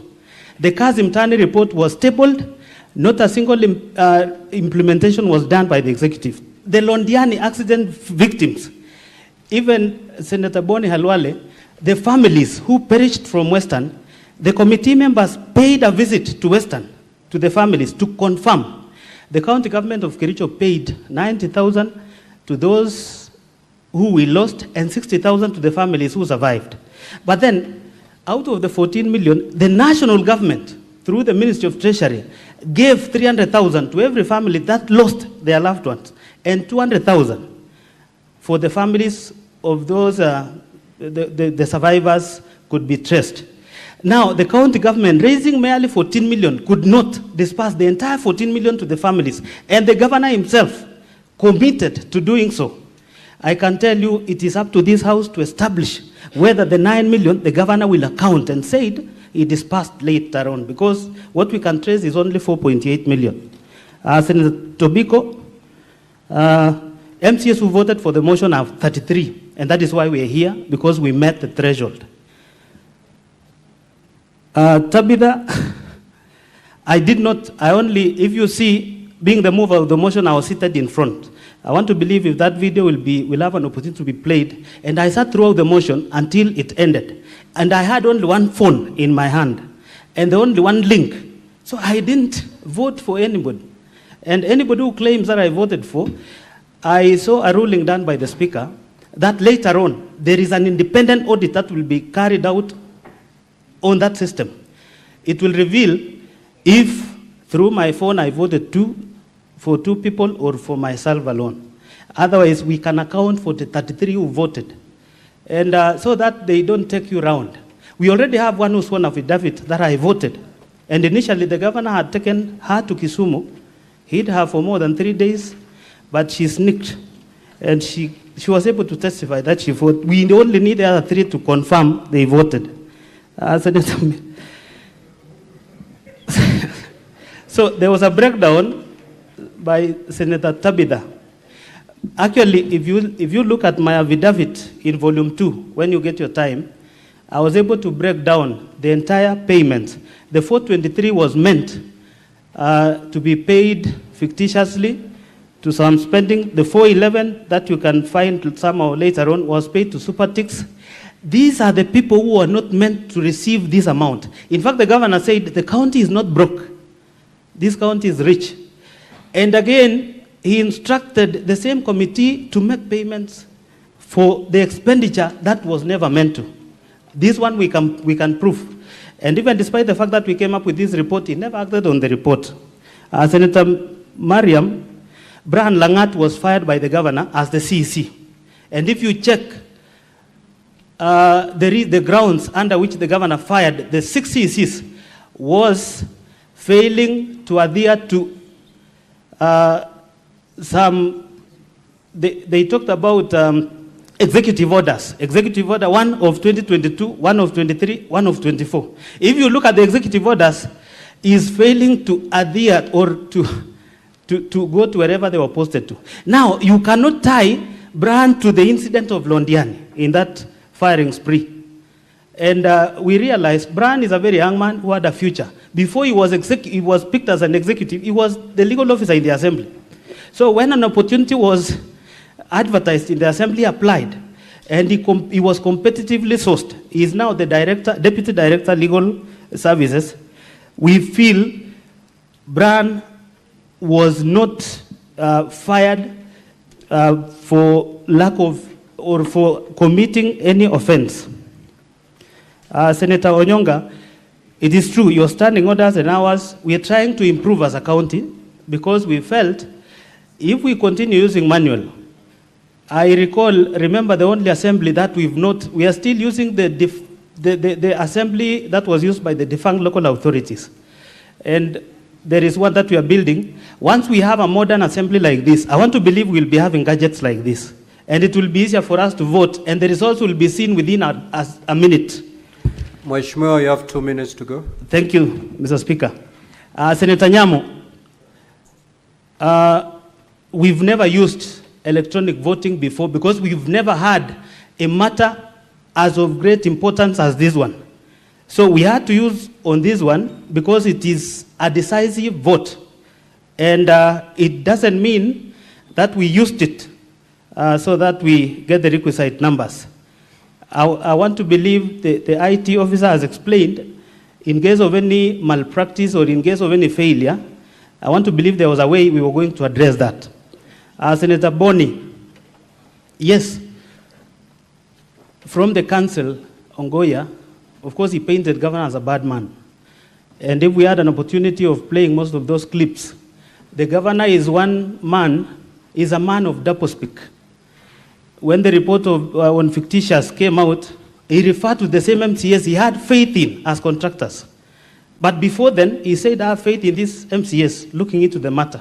When the matter came up, he talked about them. In fact, the shocking thing, the other committee that was looking into Londiani incident, the governor in broad daylight and in public called them, referred to them as funeral committee. This is another committee composed of honorable members. When you publicly refer them as funeral committee, it is up to this house to find this is not a good governor, but likely to be a bad one. Senator Mungatana, actually, the composition of the committee that was spearheading the distribution of this money was co-chaired by the county commissioner. 90% of the committee members were appointed by the governor, and the officers he supervises them. So this county commissioner had no role in that committee, despite the fact that he was a co-chair. I want to believe other things that was raised about the voting have been able to, the officer before has deliberated on. Senator Abbas, governor is the CEO of the county.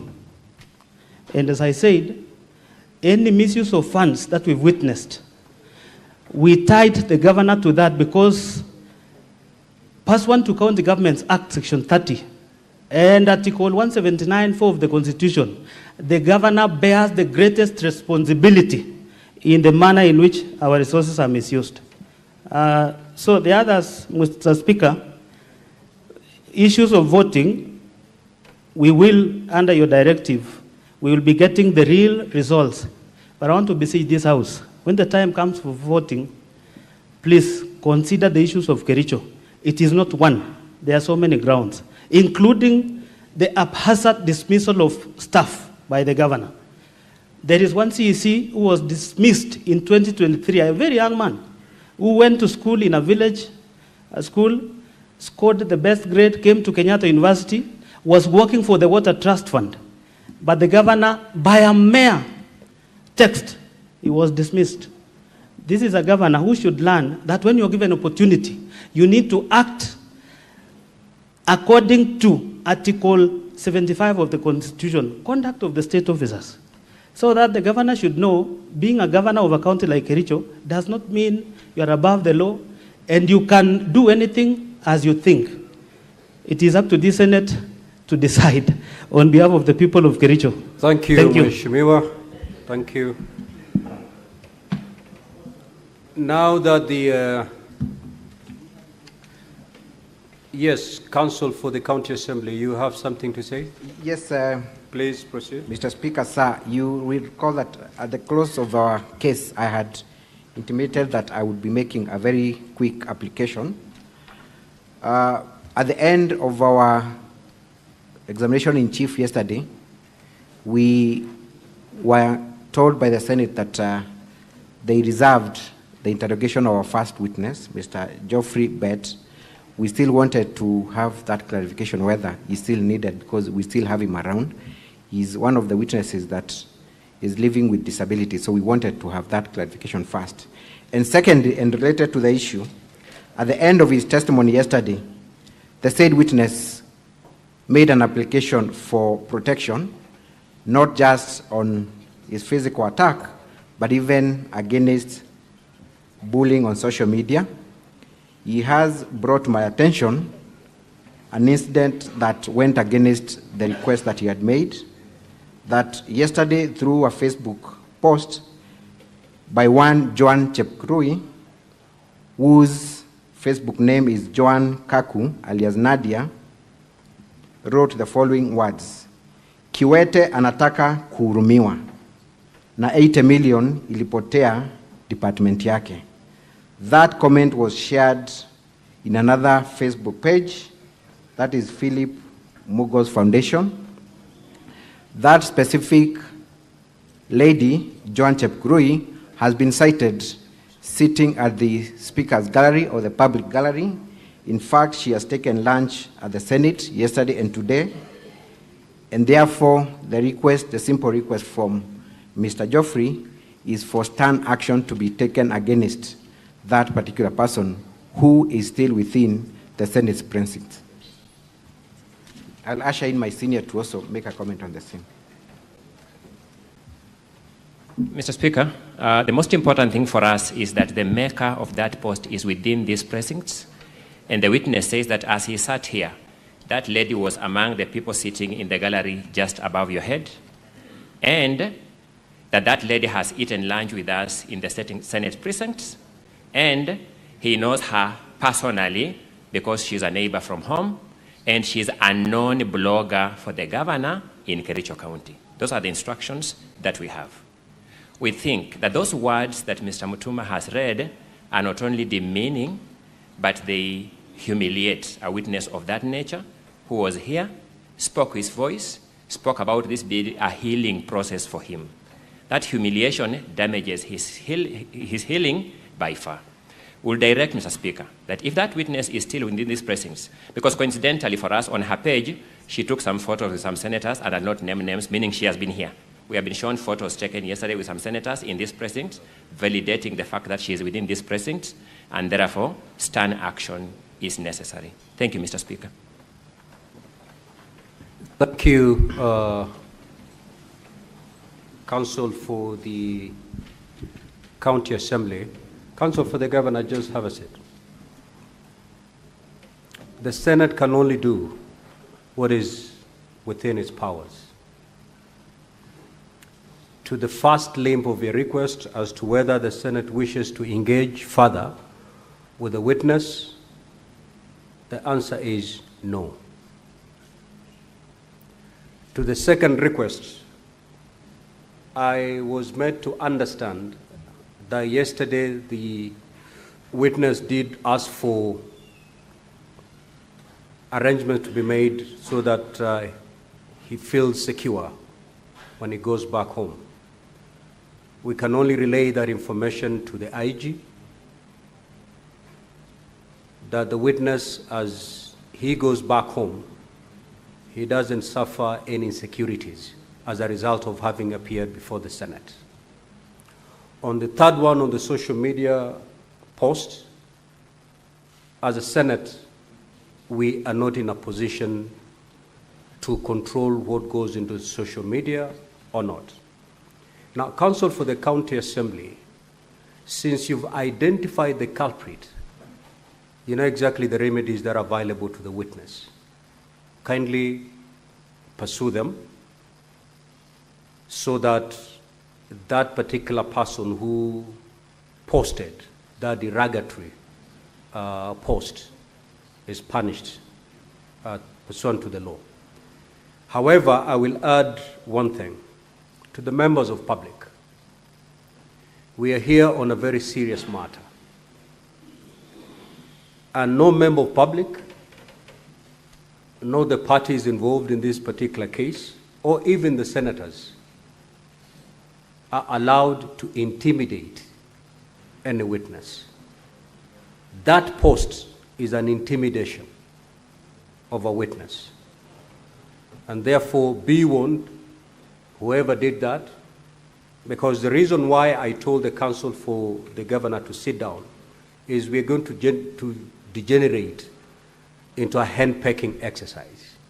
My client has been mentioned, I need to say this. We will run all the way without finding a stop down the line.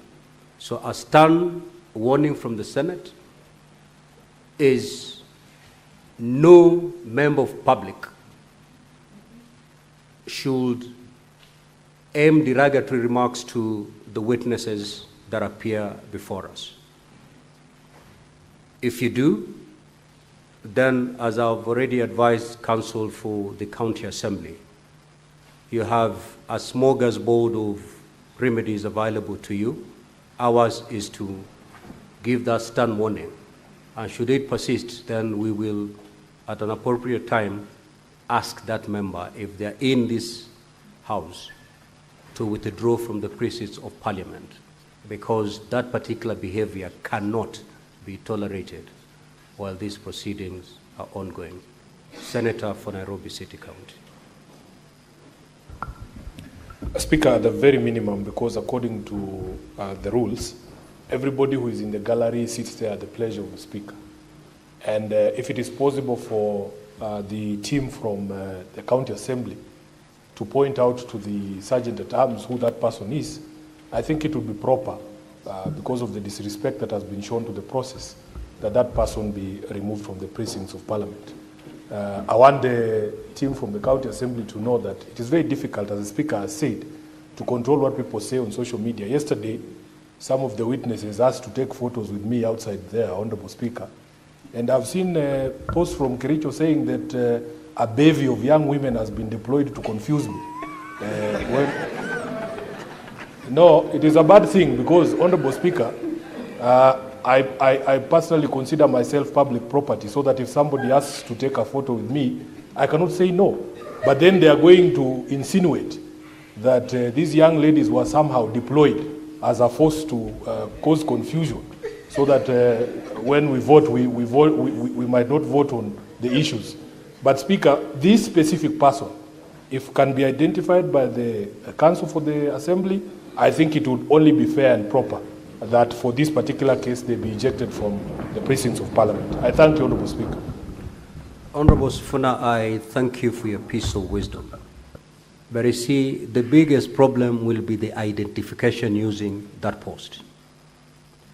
If I had the Council for the County Assembly well, is that that post is traceable to somebody known to the governor. So it is a process, because the name given in that post, if I understood it correctly, it is not the official name that that particular person uses. So you need then the very same people to, the IT people, to get that pseudo account, because it's using a different name, different from the person who is allegedly seated with us. So for us to be convinced that particular post and that name actually refers to the same and one person as the one seated here, it's another process.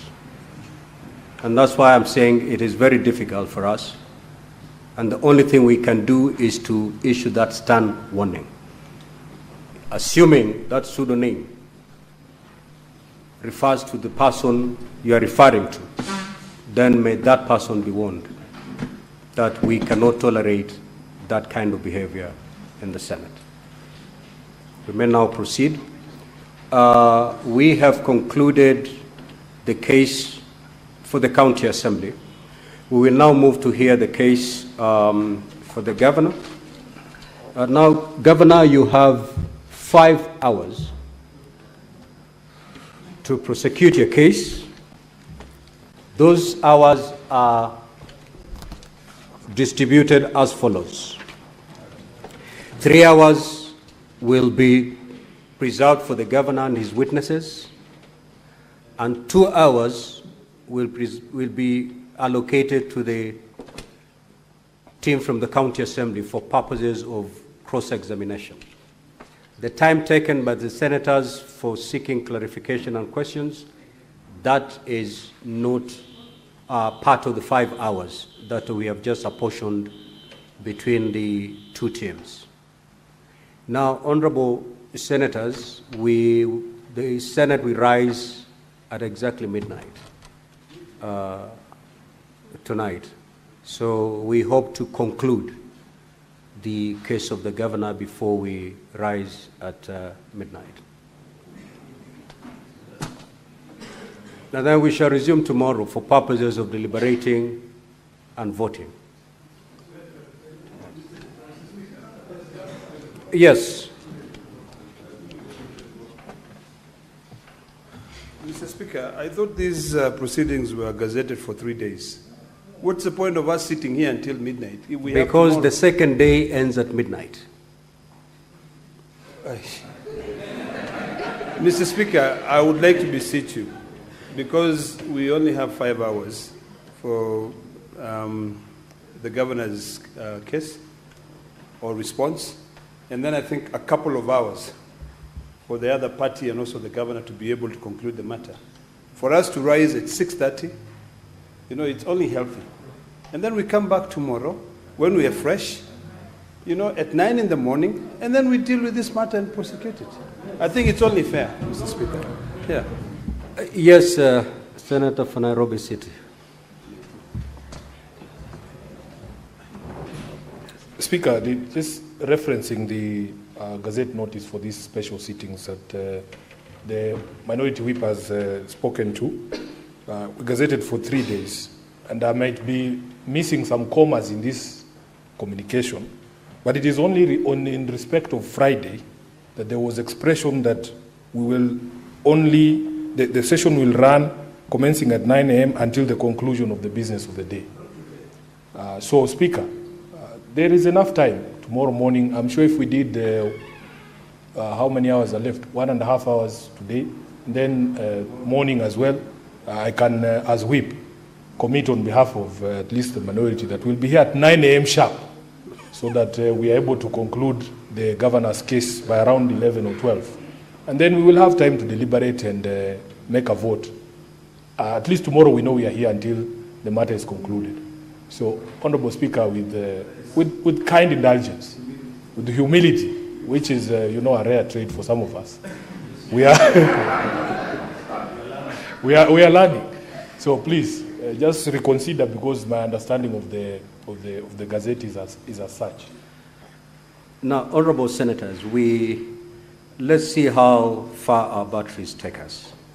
If they run low at 6:30, we're human beings, we shall abide.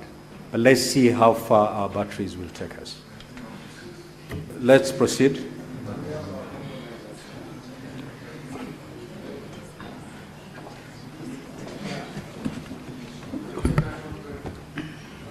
No, we cannot. We cannot. However, you individually, you can walk out, stretch, and come back. Senator for Mombasa.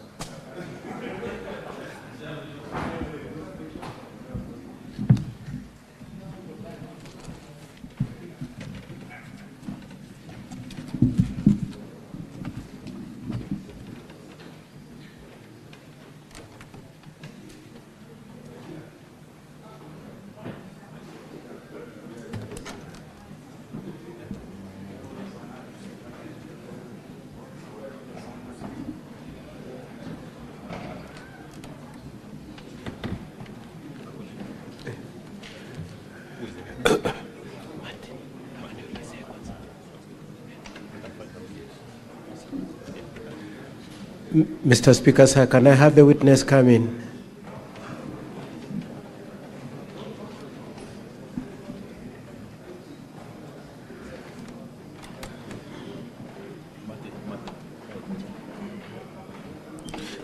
I was inquiring if the witness can come in, Mr. Speaker, sir. Sergeant at Arms, kindly usher in the first witness of the governor's side.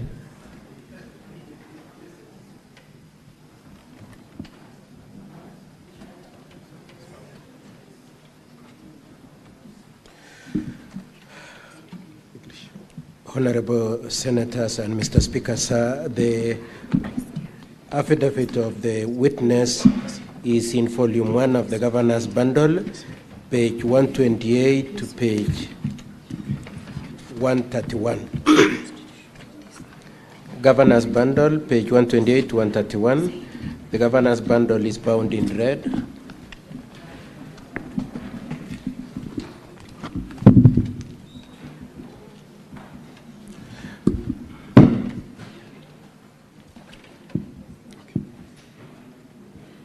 I, Martin Kiplangatiriot, do solemnly swear that the evidence that I shall give before the Senate in respect of the matters before the Senate shall be the truth, the whole truth, and nothing but the truth. So help me God.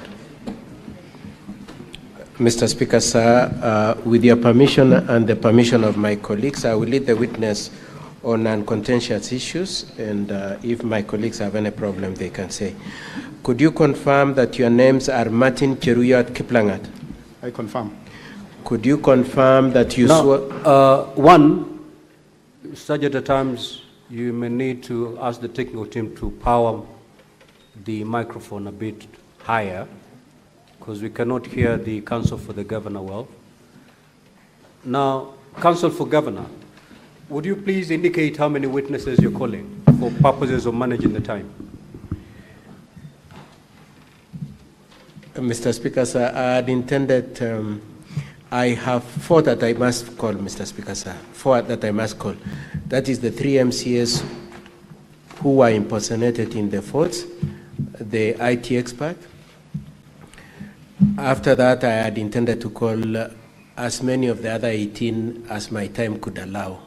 Okay, you have 3 hours to do all that. That's okay, Mr. Speaker, sir. Thank you. Could you confirm that your name is Cheruiyot Kiplangat? Yes, I confirm. You are an MCA at Kericho County Assembly? Yes, I confirm. Could you confirm that you represent a ward by the name, just say the name of your ward? I am an elected leader representing a ward that is called Kap Kugerwet. Thank you. And you swore an affidavit in support of your affirmance in this assembly? Yes. Could you confirm that is the affidavit at page 128 to page 131 in bundle 1? Yes, I confirm.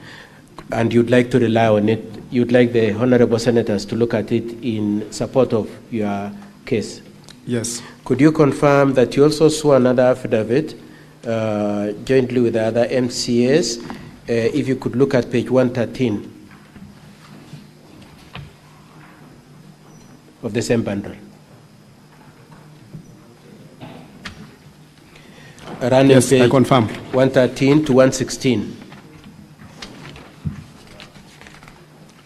Yes, I confirm. And you'd also like to rely on that affidavit? Yes. Now, that affidavit of page 113 to 116 is signed by how many people? Signed by 18 people. It's signed by 18 people. And could you confirm that they are all MCS? They are all MCS. Could you confirm that what you are saying in that affidavit of at page 113 to 116 is that the 18 of you did not vote in favor of the motion? Yes, I do confirm that we did not vote in favor of the motion. That's not what I'm asking you. What I'm asking you is that in that affidavit you've said that all the 18 of you are saying that you did not vote, isn't it? That's what you're saying? Yes. Okay. Now, could you move on to page, I would like you to go to page 109. Page 109. Could you confirm, what is the document at page 109? This is an OB number. This is an OB number. What was the complaint that was being made in respect to? Were you involved in making the making of that OB number? Yes. What was the complaint that you had made? The complaint that I made at this at the DCI is that there was I didn't vote. Somebody else impersonated you. Impersonated me. Okay, and was it you alone who was complaining? No. How many people complained? 4 of us. 4 of you. Yes. And the 4 of you are the ones whose votes are purported to have been made in favor of the impeachment, isn't it? Yes. Okay. And you'd like also the senators to take into account that? Yes. Could you confirm if you are familiar with the letter at page 110 to 112? Yes, I do confirm. What is that letter? This is also a complaint to DCI headquarters to request them to investigate the procedural unauthorized use of my credentials in that voting process. It is also a complaint in respect to impersonating you in the voting. And how many people complained? How many people wrote that letter? 18 members. You wrote 18 people. Okay, so I would like us now, having laid the documents in your affidavit, I would like you to go to paragraph 3. Are you at paragraph 3? In paragraph 3, you say, we have read the affidavit sworn by Honorable Kiptor B. Kiptegan. We adopt and reiterate all he has stated, inclusive of the annexes he has made. That's your position at page 128.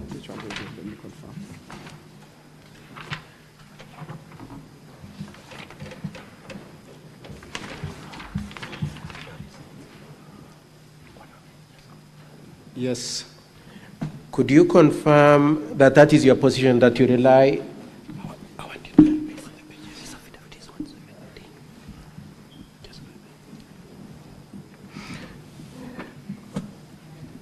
You stand by that position that you rely also on the substantive affidavit sworn by Honorable B. Kiptegan, isn't it? Yes. I would like you to be shown page 117 to 120.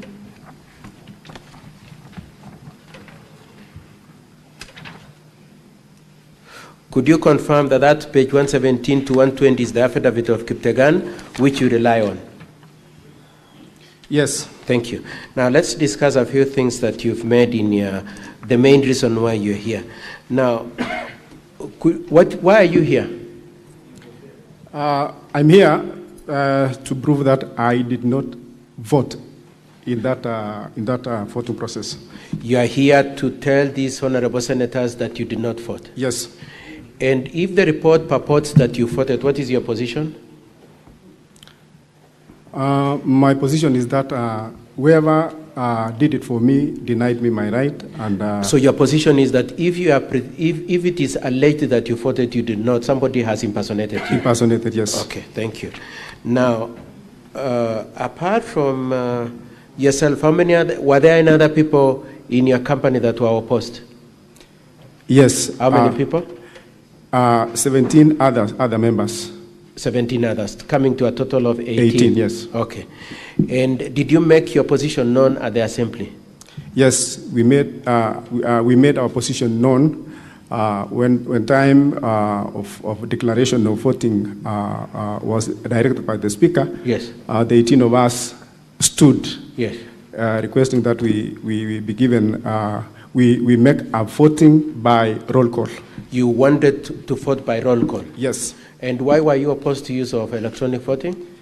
We were opposed to use of electronic because it was new to us. We were not even earlier inducted on it, so it was a decision that was made at that particular time. So we didn't actually want to do by voting by electronic, and also I feared manipulation. Manipulation by who? Actually, by whoever maybe did the system, because yes. So the two reasons why you wanted a roll call is, number one, you didn't know how to. It was a new system. A new system. And secondly, you are suspicious of the intention in the use of the electronic voting. Yes. Okay. Okay. Could I just ask you a few questions? Had you been trained on the use of this system? No. Had you ever voted using the system?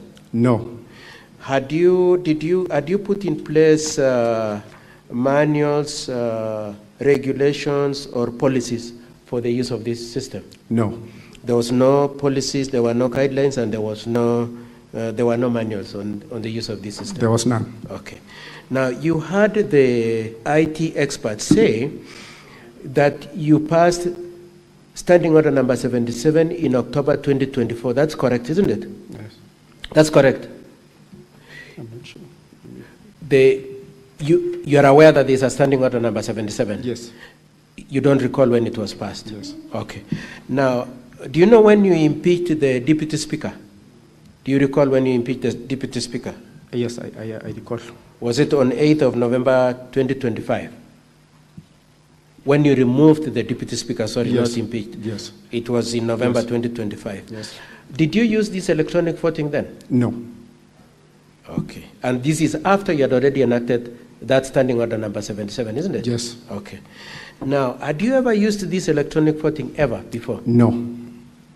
And when was it decided that it should be used? It was just immediately before voting for the impeachment of the governor. So it was decided that day in the course of the impeachment discussion that it be used on that day? Yes.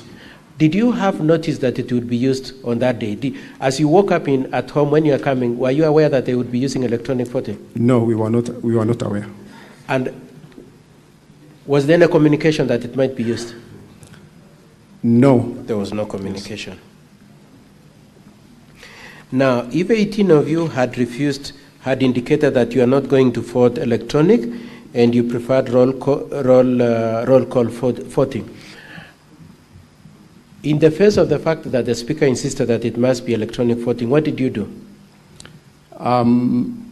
We requested that we use the roll call, and we stood. One member stood, and the rest of us stood in support. No, my question is, so the Speaker said we will use electronic voting. He has refused to grant your wish to use roll call. Did you vote? No, I didn't vote. Are you aware even of the 18 voted? I'm not aware also if they voted. Okay. So if 18 abstained, how many people could have at most voted on that day? If 18 abstained, because we are 47 members, yes, then 29 members could have voted. So if 18 abstained, there would be only 29 members voting? 29 members. But you see that they have said 33 voted, isn't it? Yes. Okay. Now, if it remained 29, would you have achieved the 2/3 that is the target of this process? No. It wouldn't have been achieved. Lastly, two issues. Did you have any gadget where the Speaker very specifically said in the answer that you press a button? You remember that? Yes. Was there any gadget with a button that you could press? There was no gadget that I had at that time. Okay. Mr. Speaker, sir, in evidence in chief, I would like to leave it there. Honorable member, you will wait for questions from my colleagues for the assembly. They might not be as friendly as I am, so be ready. Probably you could come this side and they can ask you. Just come with you. Counsel for County Assembly, you may now proceed to cross-examine the witness.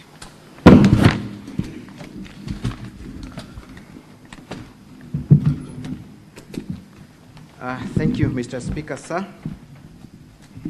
Honorable Martin Cheriot, good evening. Good evening. I will ask you a series of questions. First of all, tell us whether you are a first-time member of the County Assembly or this is your second or subsequent term. First-time member. First-time member. And what is your level of education? Diploma holder. Pardon? I'm a diploma holder. In what field? Procurement. Procurement. Yes. So you are relatively a learned and exposed person, correct? Yes. You're also familiar with the use of mobiles and other internet facilities, correct? Yes. Tell us, for the last 2.5 years that you've been a member of the County Assembly, how have you been receiving communication on any issue pertaining the County Assembly? We've been receiving through SMS and also at times by circulation of hard copies. How is that SMS generated? Is it a special SMS that runs through a system? Yes, it emanates from a county assembly. From county assembly. Yes. How about generation of invoices that pertains your per diems and other payments? You still do that through the same system, correct? About the invoices, that is now the work of the accounts department. But how do you make claims for your allowances? Isn't it through a system that has been generated and used by the county assembly? Yes. So you have interacted with this system since 2018, since when the time you came to the county assembly, correct? You have used that system for other functions, correct? Yes.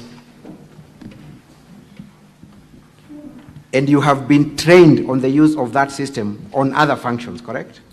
No, the system I mean is the SMS, the replies of the messages that comes to my phone, my mobile phone. No training. But have you had any challenges in the use of that platform that has been internally developed by the county assembly? Have you had any challenges yourself? No challenge, because it's replying of messages.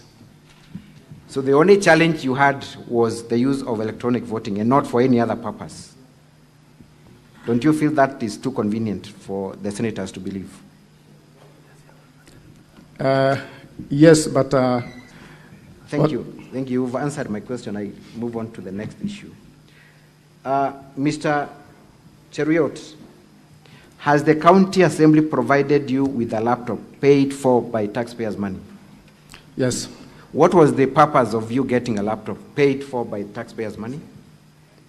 For us to be using on our proceedings. For proceedings. Yes. Including electronic voting, correct? Yes, which we have not been Thank you. inducted. Thank you. Let me go specifically to the affidavit you have sworn before this House. That is the affidavit dated 23rd August 2025, correct? The one appearing at page 128. Yes. All the way to page 130, correct? Yes. You confirm that it is a joint affidavit. It is not an affidavit sworn by an individual. Yes, it's a joint affidavit. And therefore, the contents of that affidavit are contents that have been owned by two people and not one person, correct? Those are Yes. not just your varmints, but varmints of another person, one Edna Tonui, correct? Yes.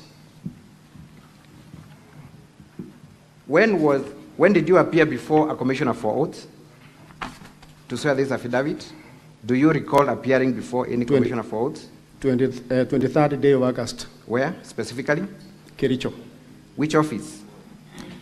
Marisha Cable. Give me the building and a number of that advocate.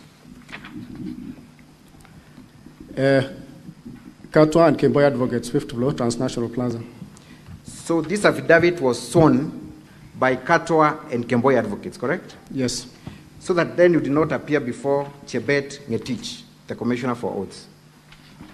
Or are you telling me that Chebet Ngetich works at Katwa and Kemboy Advocates? You did not go to any other advocate to swear this affidavit, correct? Yes. You did not. And therefore you did not appear before a commissioner for oaths, one that is said to have commissioned this document, Chebet Ngetich, correct? You do not know who Chebet Ngetich is, correct? I appeared.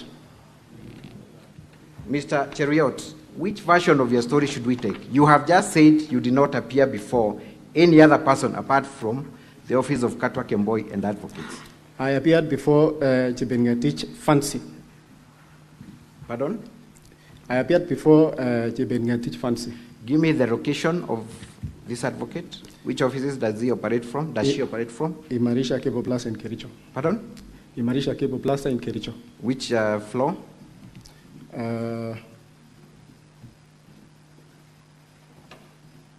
Door number? Okay. Second floor, I think. I want you to go on record because we are going to confirm these details, Mr. Cheruiyot. Because one Chebet Ngetich practices law and has commissioned your document, we can easily trace. So you need to think your answer through very carefully. Did you appear before Chebet Ngetich or not? I appeared, but I don't remember exactly which floor was she. In whose company were you? Which other person was in your company when you appeared before this commissioner for oath? This one I was alone. You were alone? Yes. This affidavit confirms that two people appeared at the same time before a commissioner for oaths. You're telling these senators that you appeared alone. Don't you think that you're confusing the senators, Mr. Cheruiyot? Or at least you're not being truthful. When I signed, I signed alone, even though the affidavit appears to be to have been sworn by two people. So you do not recall seeing Edna while this affidavit was being prepared? I signed, and I think later she came and also signed because she's my colleague MCA. This is your affidavit, Cheruiyot. And at the avowment, at the beginning, you say, we.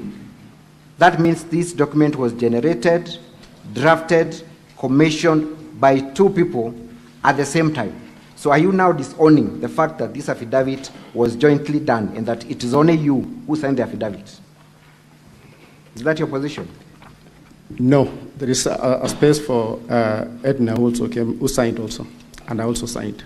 I want you to look at another affidavit. Honorable Senators, this is the affidavit appearing at volume 7A of the County Assembly's documents.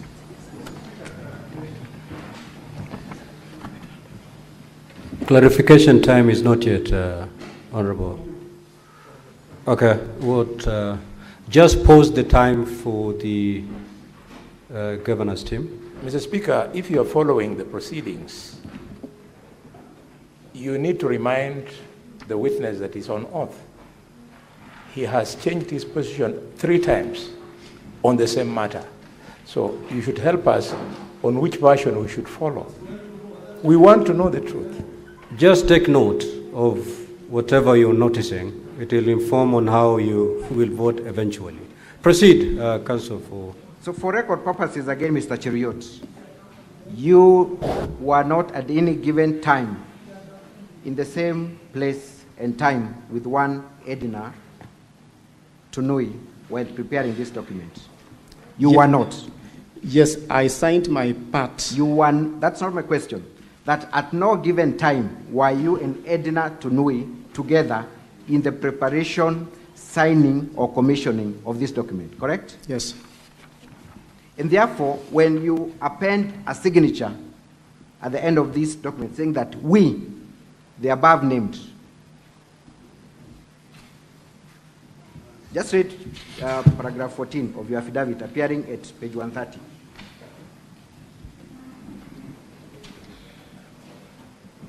Just read what you state there at paragraph 14 at page 130. Yes. Proceed and read.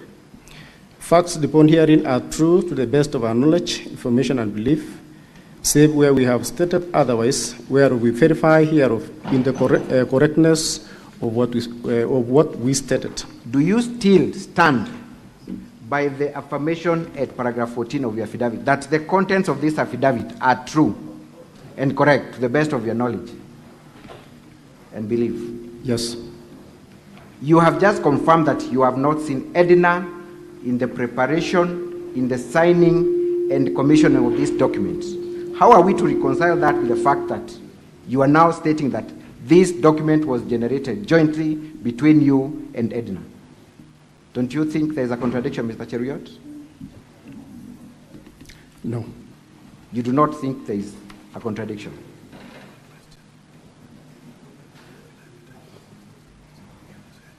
I will put it to you, Mr. Cheriot, that you have presented a forged document before Senate, purporting that one Edna signed this document jointly with you. What would you say? No, I have not presented a forged document. Kindly look at the affidavit before Senate at volume 7A. Who is the deponent of that affidavit?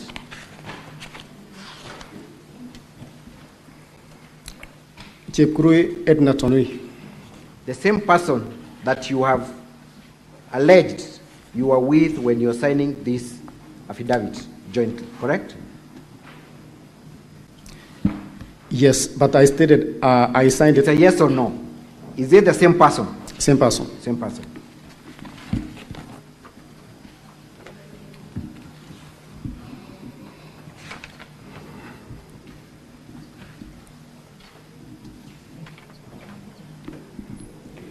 Kindly read paragraph 8 of that affidavit. Paragraph 8 of that affidavit. What does Edna say? That I've seen affidavits and letters filed by the governor purporting that I was part of the 18 MCAs who allegedly absconded from voting on the impeachment motion. To with the affidavit allegedly sworn on 15 August 2025, jointly by myself and 17 other members of the County Assembly.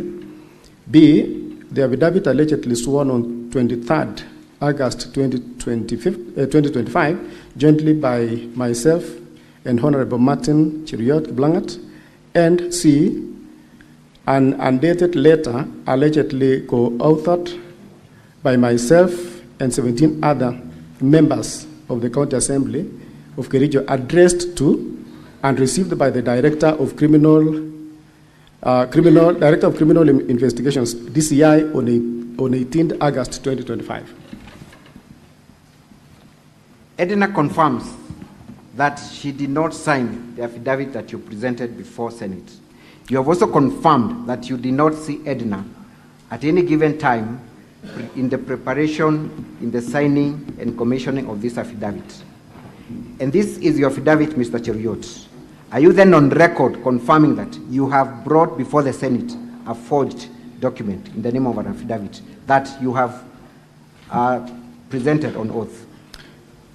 No, there are other affidavits that are there. I am interested in the affidavit dated 23rd August 2025. This is your affidavit, correct? Yes. Edna has denounced the same. Do you then accept that you presented a document that was forged or procured without the authority of the other deponent?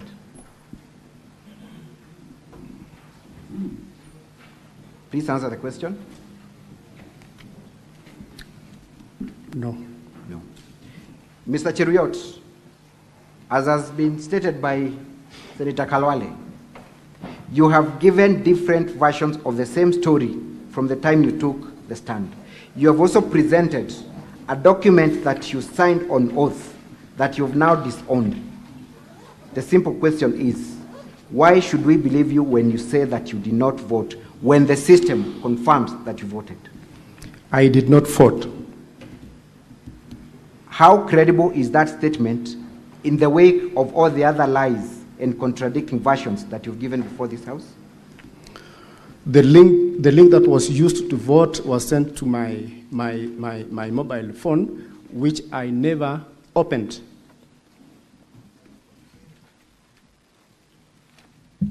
Thank you. You have also stated in your affidavit that you did not have your phone at the time of the voting, correct? Yes. Where was your phone at that time? At that particular time of voting, my phone was in the car at the parking lot. For how long was your phone in the car?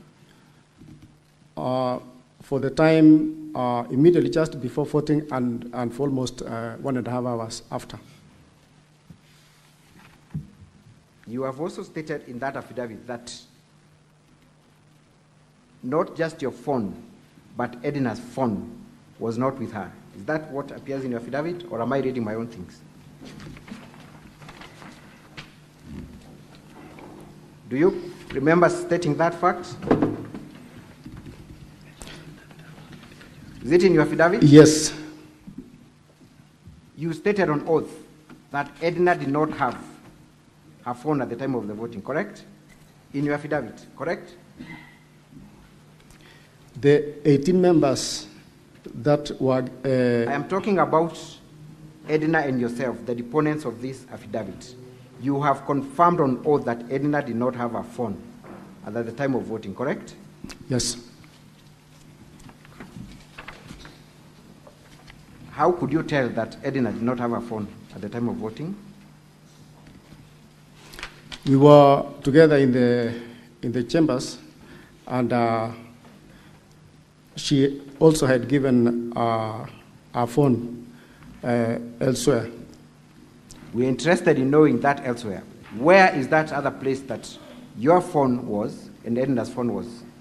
Mine was in my car at the parking lot, and she said she also didn't have her, so I don't know exactly where she had kept it, but she didn't have the phone in the chambers. Mr. Cheruiyot, yes. You have disowned ever seeing Edna in the making of this affidavit. How can we verify the fact that Edna did not have her phone at the time of voting?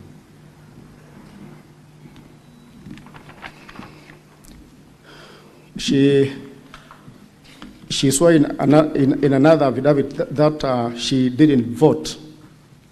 Which affidavit is that?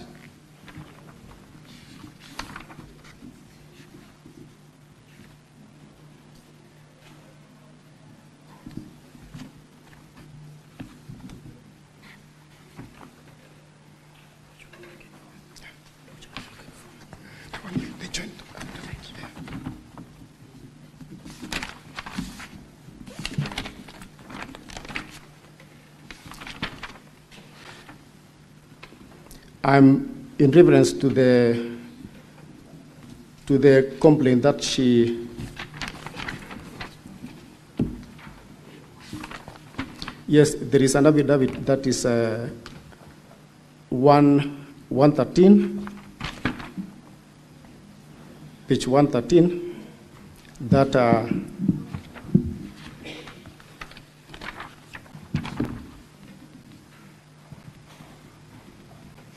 give us the page of the affidavit. Which page? 113 to 115. Again, that is a joint statement prepared by all the 18 MCAs, correct? Yes. Was Edna with you when that affidavit was prepared? Yes. Who commissioned the affidavit?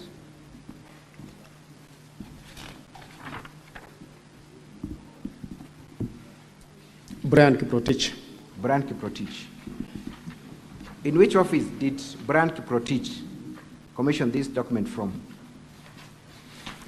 Imarisha Kebo Plaza. In which town? Kericho. You confirm that all of you appeared before that commissioner for oaths? Yes. Mr. Cheriot, were you for the impeachment of the governor, or were you for the position of saving the governor? I was for the position of saving the governor. You were. So you have not supported any process of impeaching the governor? You have not? I didn't support the process of impeaching the governor. Thank you. I want you to go to volume 3 of the County Assembly's document at page 120. Let's see what you contributed before the House in respect to the issue of fictitious payments. I want you to read verbatim your contributions contained at page 120 of volume 3. That's the Hansard's report, Honorable Senators, as contained at volume 3, County Assembly's documents. Page 120.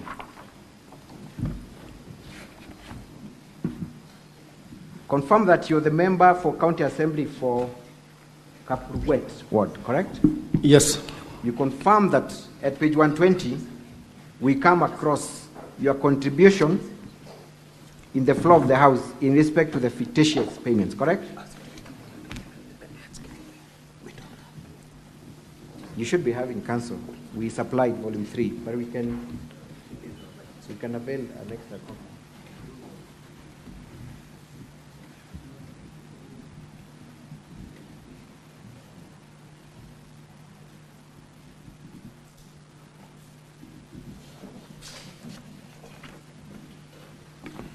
Page 120.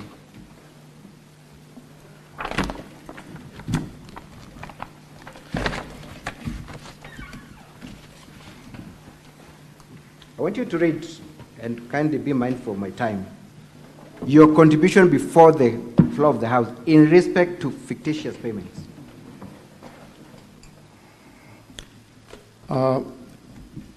Thank you very much, Mr. Speaker, sir, for giving me this opportunity to contribute on this report on fictitious payments.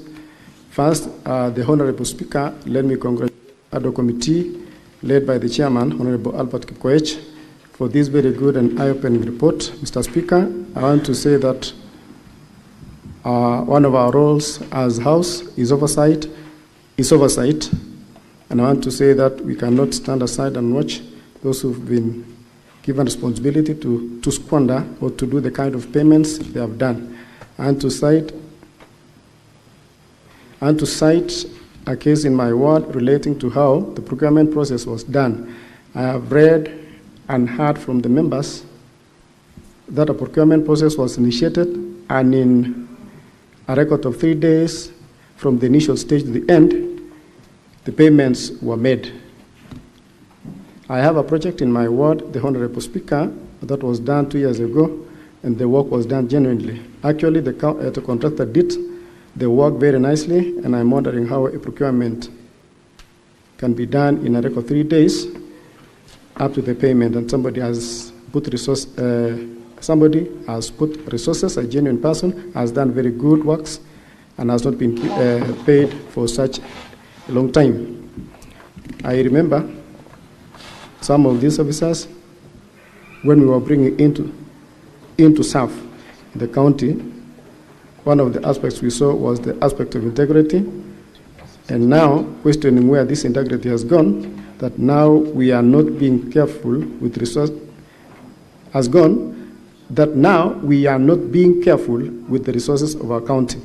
So I want to say that, those who have been implicated or mentioned, and specifically I'm drawn to the specific recommendations that action needs to be taken against them for not, or to be held accountable for the actions that are upon them. So I want to say, Honorable Speaker, I'm in support of this report so that we move on and we guard the resources of our county. Thank you, Honorable Speaker. Are you changing your position in respect to the report on fictitious payments? I'm not changing, but there were specific recommendations not really impeaching the governor. You did not disagree with the report, did you? I agreed with the report, but with recommendations, specific recommendations. You endorsed the report, correct? Recommendations. You endorsed the report, correct? Just a straight answer. You endorsed the report, correct? Yes, I endorsed, but not impeachment of the governor. But you endorsed the report which stated that all people who are culpable should be held to account, correct? Yes. And if the governor is one of them, that remains the position, correct? Unless it's proven that he's one of them. Mr. Cheruiyot, I believe you are also familiar with your standing orders, correct? Yes. Kindly tell us what Standing Order 77 provides in terms of electronic voting.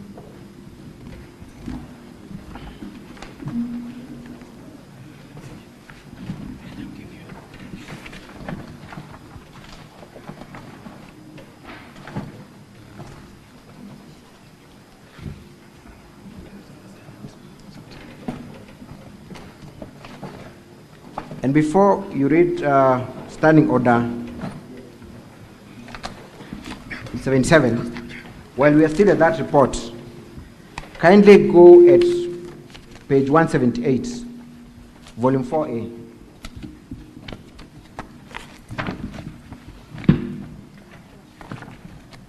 Kindly go to page 178 of volume 4A.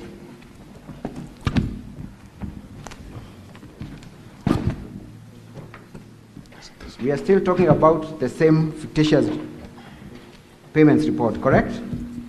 Yes. At page 178.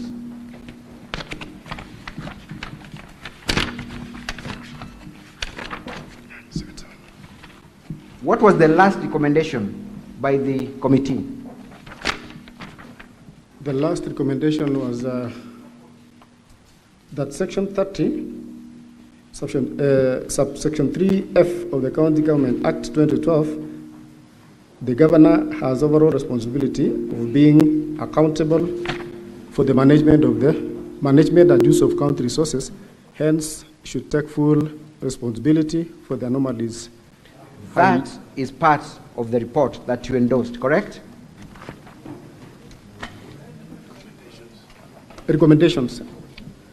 The report contained the recommendations, correct? Yes. We have seen you making contributions before the floor of the House, endorsing that recommendation, correct? And therefore you endorsed the removal or action being taken against the governor for fictitious payments, correct? Correct? All those found culpable for the... That specific recommendation targets the governor, correct? Yes, this one targets the governor. And you endorsed this report that targeted the governor for having the overall responsibility, correct? Mr. Cheruiyot, correct? It's a yes or no? No, I didn't target the governor. Did you seek to amend or disagree with any part of the report? We have seen you fully endorse the report. On Hansard's, had you not read the report, or you're changing your version when you appearing before the Senate now? Which one is which, Mr. Cheruiyot? Either you had not read and therefore made contributions without familiarizing yourself with the report, or you are changing your version now. Which one is which, Mr. Cheruiyot? I read the report. So you endorsed the report, as it were?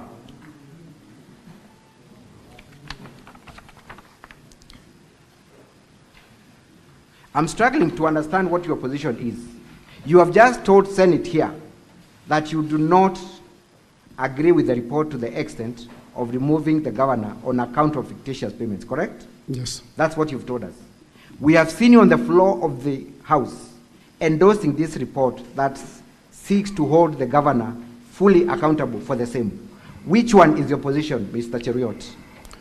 That report also recommended for the governor to be given time. I am interested in that specific recommendation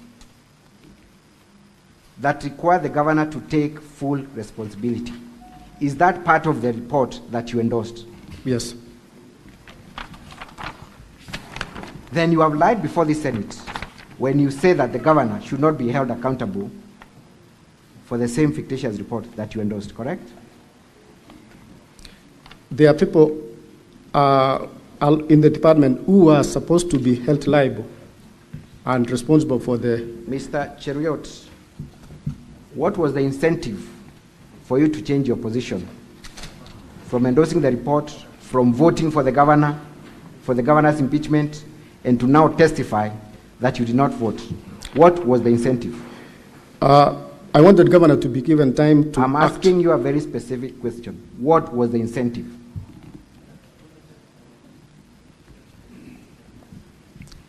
I didn't support the impeachment of the governor. You did not support the impeachment of the governor? Yes. Even though the evidence states the contrary?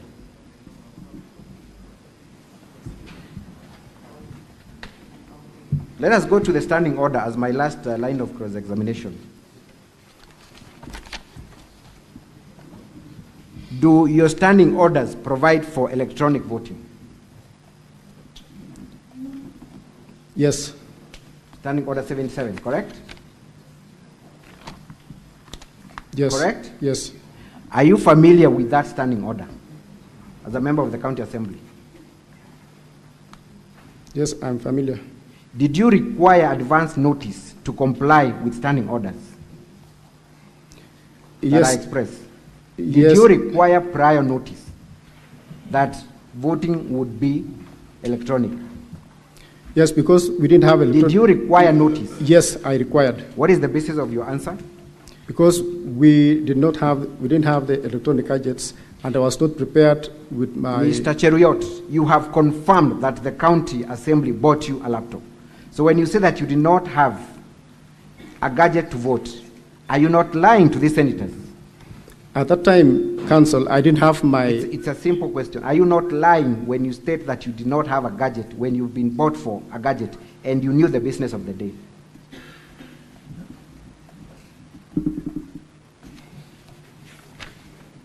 You lied, correct? I didn't have my laptop at that time. Were you not aware of the business of the day? I was aware, but I was not aware that electronic system would be used. Mr. Cheruiyot, I put it to you that you are a very dishonest person who gives the version of the story that is convenient to you. What do you say?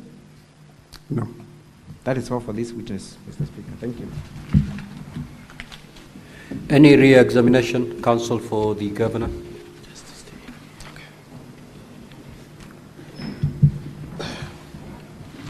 Mr.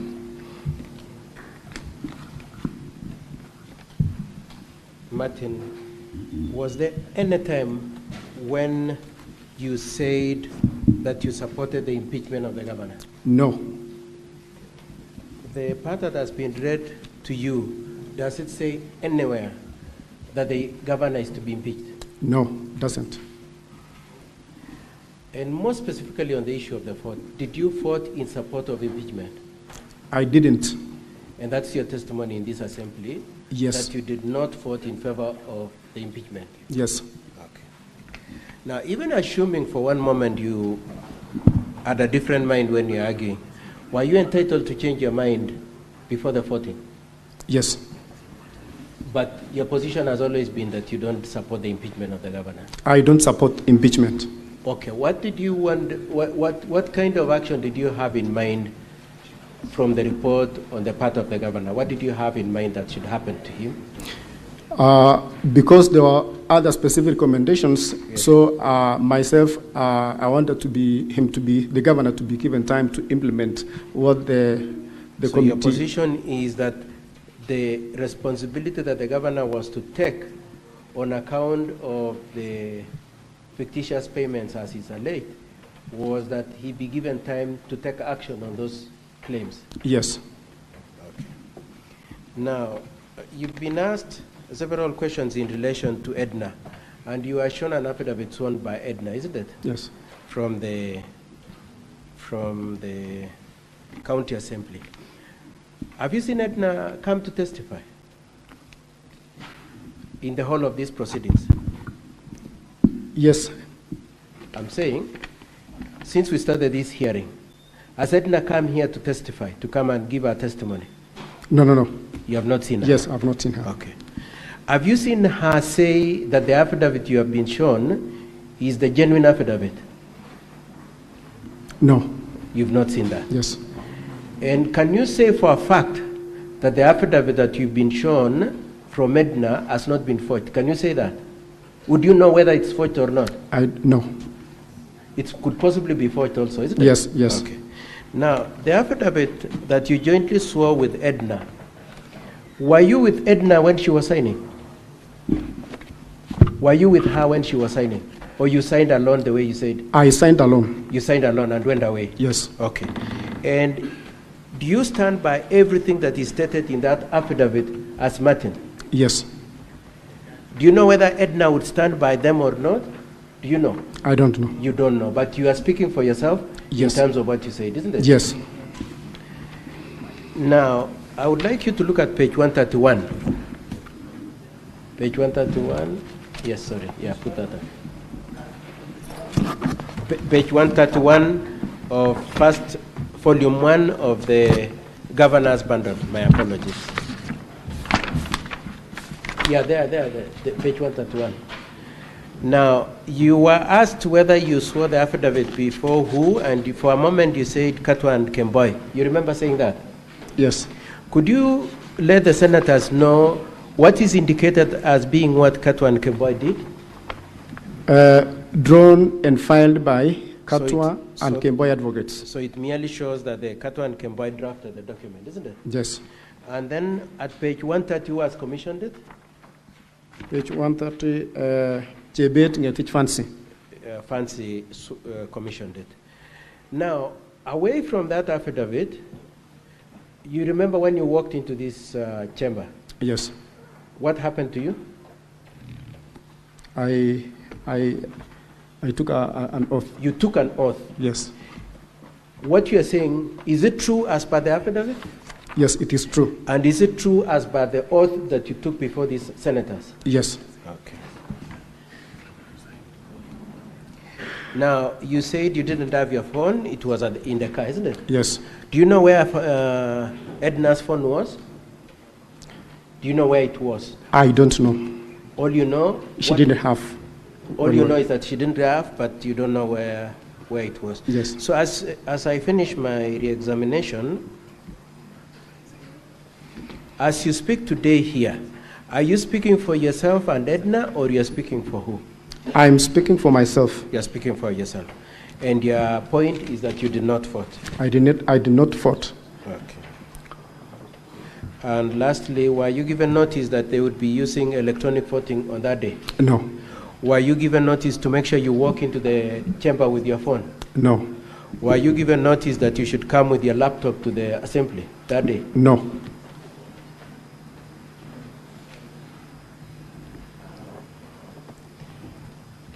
That should be all for this witness, Mr. Speaker, sir. Thank you. Now, honorable senators, it is time for you to ask questions and clarifications. I'll take phone this side, so that we move. Senator for Nairobi City County.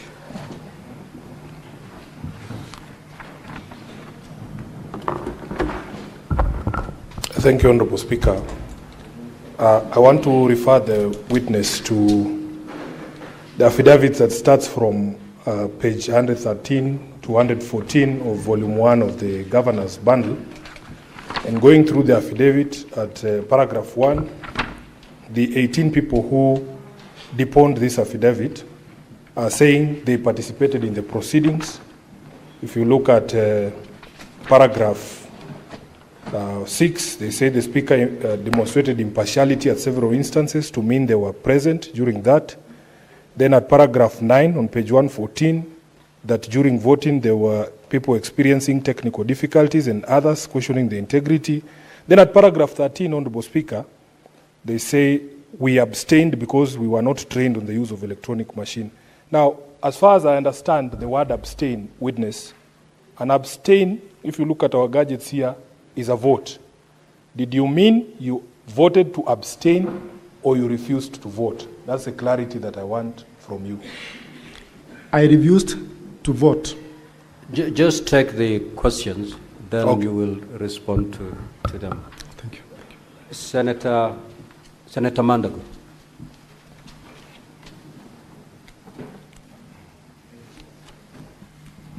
Senator Murango. Asante sana Mstahiki Spika. Swali langu ambalo ningetaka kuuliza mheshimiwa ni kwamba amesema alikuweko katika mbunge katika gatuzi za Kericho, na kwamba kuna matatizo ambayo ilimfuata, moja hapo kuna njia kupiga kula ambayo hamkuelewa. Kuna ushahidi wote ambao uko nao unaonyesha kwamba ukiambia spika wa mbunge la Kericho kwamba kuna matatizo kama hayo ama kuleta jambo hilo mbele ya spika, wakati mchakato mzima ulikuwa unaendelea kumngatua gavana wa Kericho. Asante sana Mr. Speaker. Senator Crystal Asig.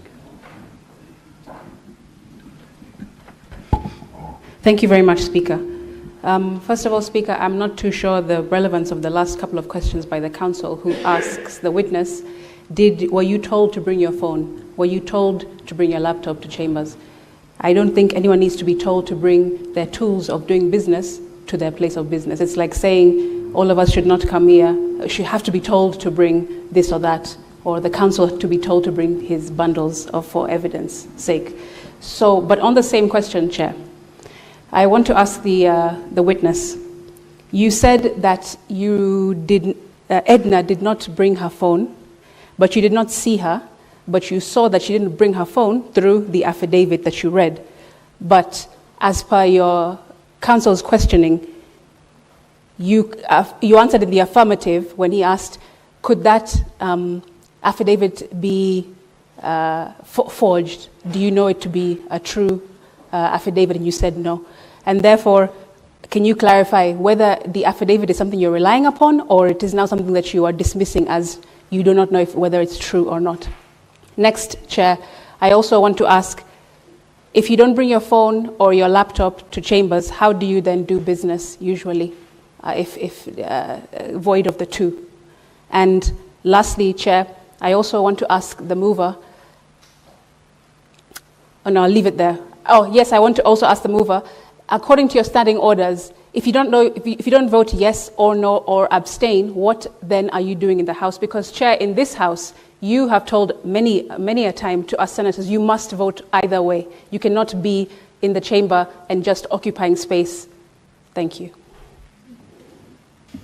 Senator Chute, I do not remember forcing honorable senators to vote. But anyway, that is for another day. Senator Chute. Thank you, Honorable Speaker. Honorable Speaker, I want to refer the witness to County Assembly Documents, Volume 4A. This was a question even asked by Senator Abbas before. I refer him to page 12. There was bulk SMS sent to 28 MCS. I wanted to know from the witness if he was among the 28 MCS who got the messages. Thank you. Senator Olekina. Senator Faki. Mr. Speaker, thank you. I wanted to refer the witness to the affidavit, especially on paragraph, on page 115 of the Governor's Volume 1. Did all the 18 of you attend the Commission of Oaths for you to swear the affidavit? And number two,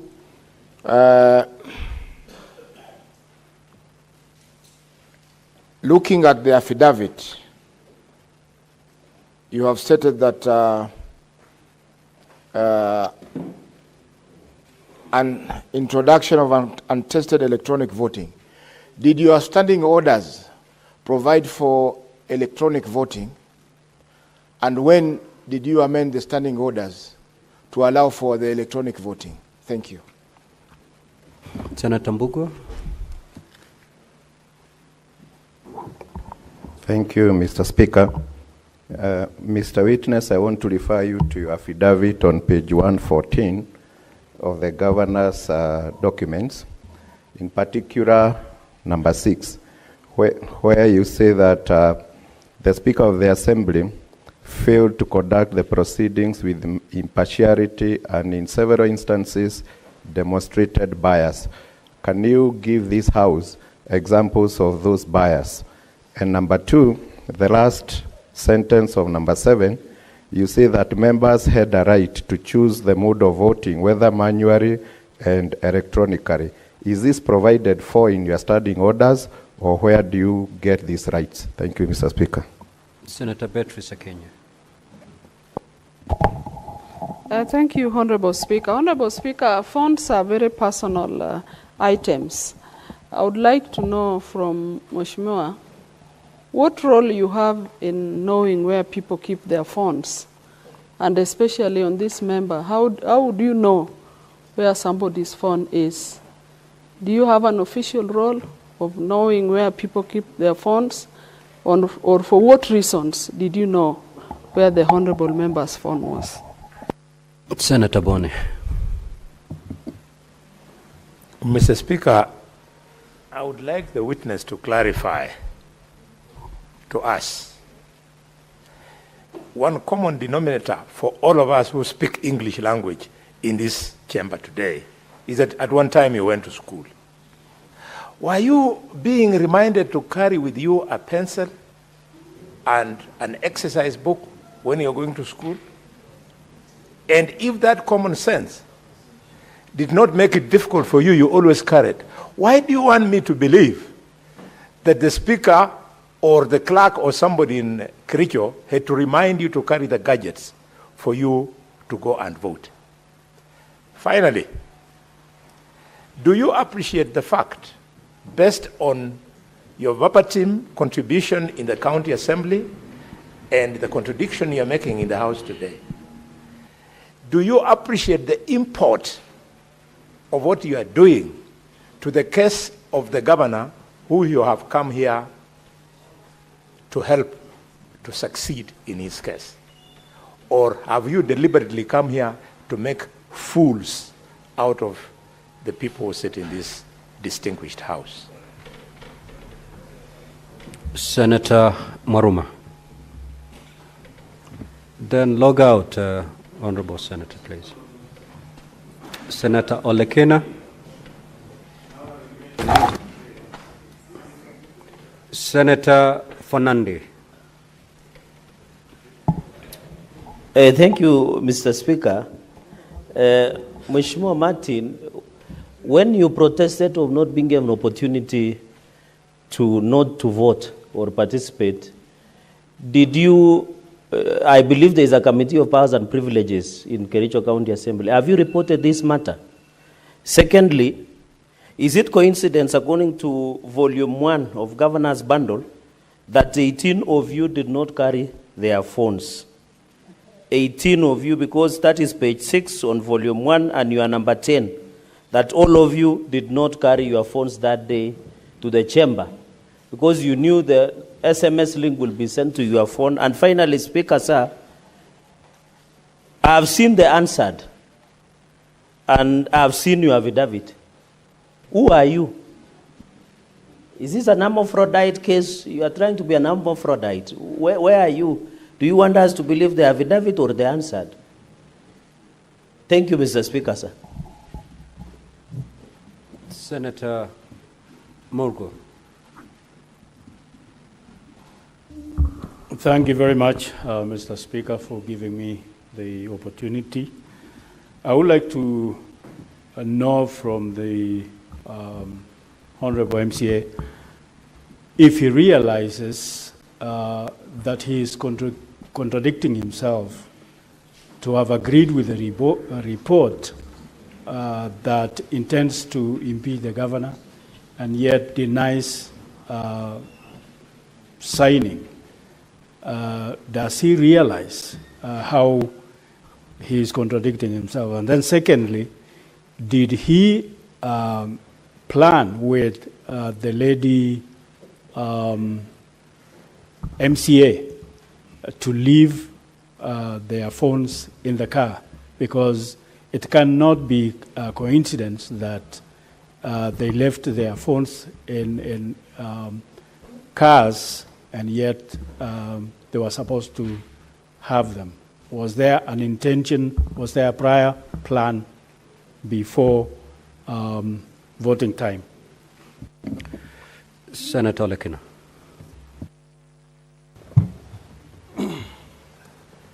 Thank you, Mr. Speaker. Mr. Speaker, I have to attest that this is the first time I'm seeing an affidavit signed by several people. One affidavit signed by so many people. I think in law, an affidavit is supposed to be deponed by one individual. With that case as it might be, I just want some clarification from the witness. Whether indeed you went with all these 18, and I'm looking at your affidavit on page 113 of volume 1 of the governor's documents. Volume 1, page 113. And it says, and I believe you are number 3 on this, we, the undersigned. I just want to be sure, and please correct me if I'm wrong. First of all, I've just said, and I stand corrected by both legal counsels, whether an affidavit in a petition can be signed jointly by various different individuals, although it was only by one person. Did all of you, 18 of you, go together, sit down together, and then, based on the order of names, the first one is Honorable Kamam Rop. After he signed, the next person, Honorable Kipto Faith, signs. And then now, the last question is this. I have seen another affidavit, volume 7A of the County Assembly document, signed by the same person called Honorable Chepkurui Edna Tanui. I believe that's the same name here. Chepkurui Edna Tanui. How is it that you... You're off record, Honorable Senator. Senator Veronica. Thank you, Honorable Speaker. I want to refer you to County Assembly documents, volume 4A, page 28. There is a report there, the electronic voting system, voting results audit, indicating that Honorable Cheriot Martin Kiplangat voted at 1926 and 12 seconds. Did you actually vote on any system that day, either on phone or on the computer that was in the house, in the assembly? Did you vote? You did not vote. So this is a false document, what the assembly has brought. Or have you changed your mind about the vote you put on that day, and following what you have alleged in your affidavit, that you think this system came without a proper tendering process, was installed in the night? Did you change your mind because of the way the system was introduced as a voting system during the impeachment proceedings? You never voted. So you want to tell Senate this is a false document, the one that has been brought by the County Assembly of Kericho? the report on the voting, electronic voting system? They did the voting, the voting by electronic, but I myself did not vote. Was there a system that day that was used by MCAs to vote? Did you see any system in the assembly? There was no, it was using phones, MCA's phones. So nobody voted on a desktop or laptop? It was just the phones? I remember there was a knife, there was a laptop for those members who wanted to be assisted. They were told that you can be assisted to vote. Senator Eddie, you know, Senator Veronica, you're not cross-examining the witnesses. You're supposed to, I know you're a lawyer, but in this instance, you're a senator. Senator Eddie.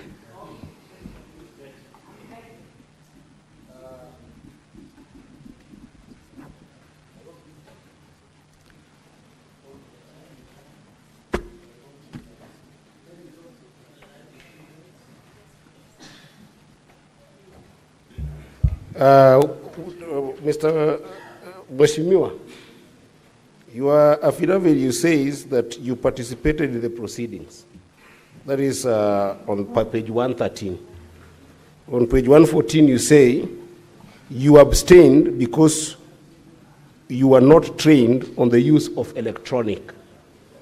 Now, you and I are called upon to hold governors accountable. I hope you're familiar with Article 159 of the Constitution, which says that where there is procedural technicality, we must give substantive justice anyway. Your reason for not voting is because you're not trained in the use of electronics. You follow the proceedings there, you follow the proceedings here, where there are glaring issues that have been raised in this case. Do you believe that the issues that have been raised in these proceedings and in your proceedings in the assembly are issues that are tantamount to impeaching the governor? Because your reason here is not because the issues have no merit. It's because the electronic system was not, you're not afforded the training grounds. As an MCA, do you believe that the issues that have been raised here and during your proceedings are issues tantamount to the impeachment of the governor? Senator Kisang. Thank you, Honorable Speaker. Honorable Speaker, this is the first witness that is testifying for the governor. And if he's the best witness, I think the governor is cooked because, Honorable Speaker, you cannot be reminded to come to work and carry the tools of work. As Senator Sika said, that is common sense. You cannot go to school without your books. Honorable Speaker, and the MCA has confirmed himself that there was a laptop that was used to assist those who could not vote. How come the 18 of them could not volunteer and go to be assisted or walk out because they did not agree with the process? In this house, sometimes when we do voting, if the minority side are aggrieved or they are not agreeing with us, they walk out. How come you didn't walk out? Or went to the clerks and assist you to vote? Senator Lomenem. Thank you, Mr. Speaker, sir. I ask the witness, Mheshimiwa, did you participate in impeachment motion? Yes, the debate, I was there, but... And did you vote? I didn't vote. Which means did you use to vote? I didn't vote. Okay. So, did you see the other 18, the 17, did you see them vote? I didn't see them vote. Honorable Senator, when the Speaker directed voting to take place, we had requested him. Actually, one member, Honorable Paul B., stood on a division and requested that voting be done on roll call. And all of us, the 18 members, stood because we suspected manipulation on this voting process. I feared manipulation myself. Confirm you are 17, not 18. Because did you see Edna vote? I didn't see Edna vote, but she stood when the rest of the members stood.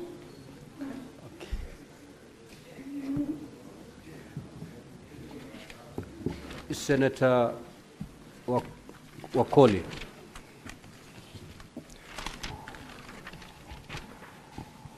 My first question, my friend, honorable member.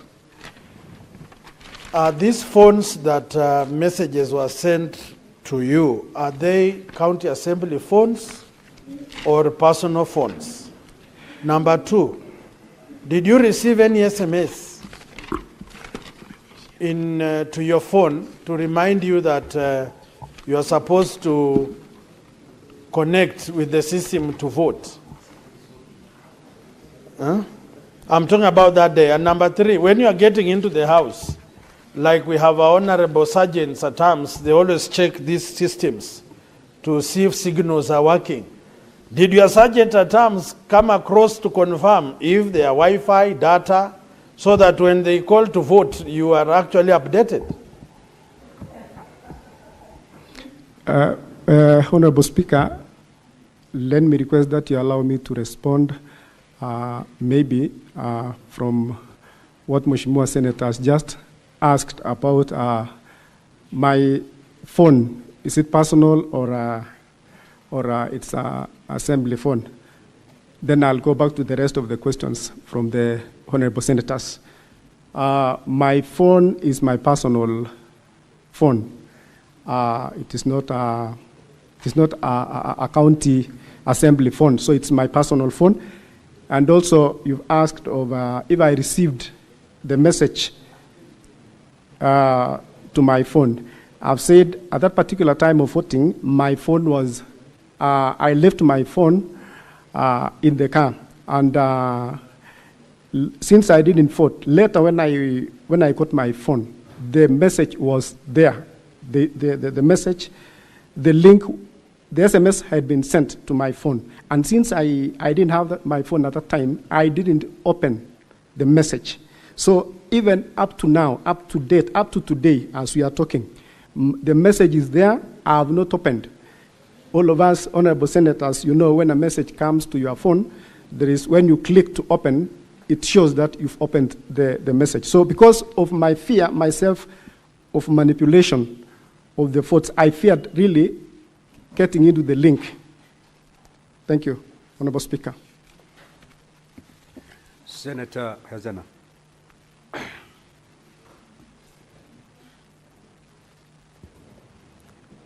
Thank you, Mr. Speaker. I would like to know from the witness, I would like more clarification on the phone issue, because we know that technology is so advanced lately, such that we have incidences, we have a screensaver which can actually make you not see what the person sitting shoulder to shoulder with you is typing. So how did you exactly know that your colleague did not vote? Because sometimes we sit shoulder to shoulder with our colleagues, and it's so hard to know what somebody is doing on their phone. Thank you. And the other 18 people, Mr. Speaker, I would like to know also if at all they were sitting in one place, or were they confined in one place such that you were able to monitor all of them? Thank you. Senator Keroche.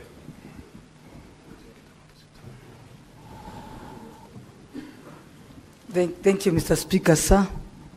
And I also want to talk to ask one or two questions to the Mr. Witness. I think when you talk of the electronics, the electronics or the systems. And the first question you asked, your level of education, this is a diploma. And I look at you, you are not at 40. If Senator Kiroche said about the technology is an analog, everybody will believe. But you now, it's very hard for people to believe that you ran away because of the system. And then, the other question, it's better you'd have even used, if I was your lawyer, I would have used and said, I didn't want to impeach the governor, but not about the system. The other, do you have your phone today? Yes, Honorable Senator, I have. How many times do you forget your phone? Because I know the young people, they don't forget. There is one thing they don't forget, their phones. Thank you. You are talking to your mother. That's why I know everything. Thank you. So, Honorable Member, you may now proceed to respond to the queries. Thank you, Honorable Speaker.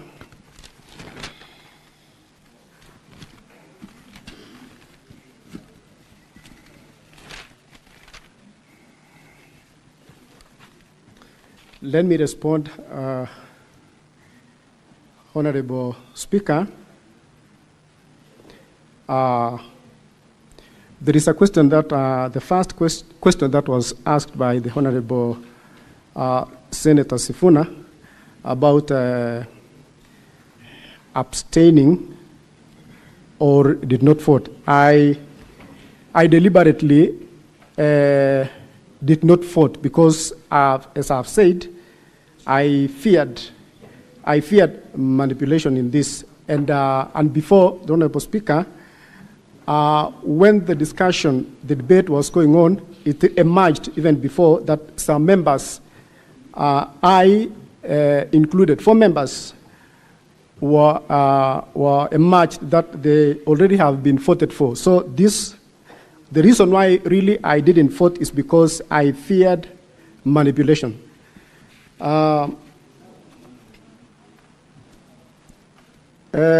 Honorable Speaker, there is a question also that was posed about making our request known that we needed otherwise voting apart from the electronic one. Honorable Paul B. requested the Speaker to allow us for the roll call, and when he stood, he was actually denied, but all of us stood on a division, the 18 members, and the Speaker directed that the electronic system be used. There is a question also, Honorable Speaker, about the affidavit of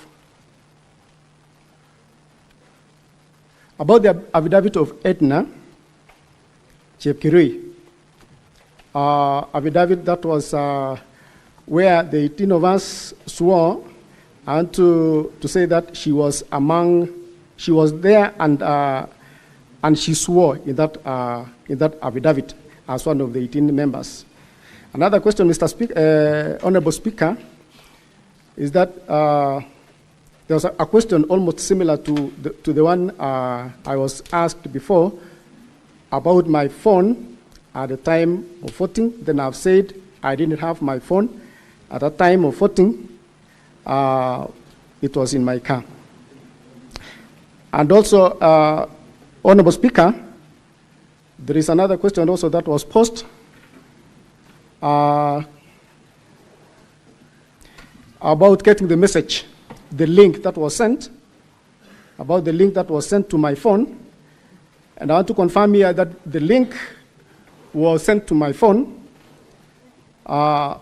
Later, when we came out of the assembly of the chambers, I saw the message in my phone, and I've stated that message is there. I didn't open the message. It's an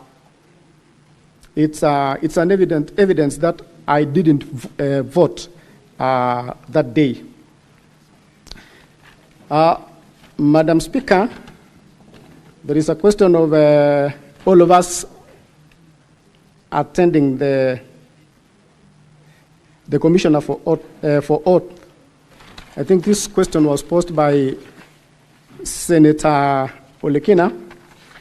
Yes, all of us appeared, the 18 of us. Also, there is a question that was posed about the electronic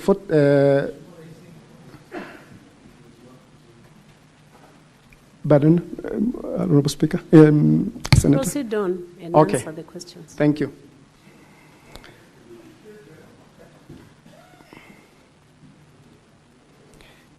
There is a question also that was asked about, yes, standing order providing for the electronic voting. Yes, it provides, but also it provides for the roll call that we requested. So majority the members that did not vote actually was not comfortable with this, with the mode of voting. So that is why I myself did not vote. And I've said I feared my vote could not be taken rightly, since I was not for the impeachment.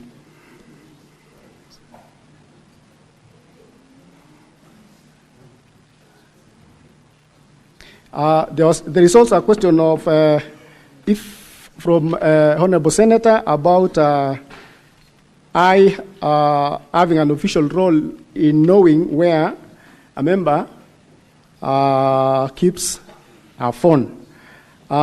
This day we were seated almost next to each other, and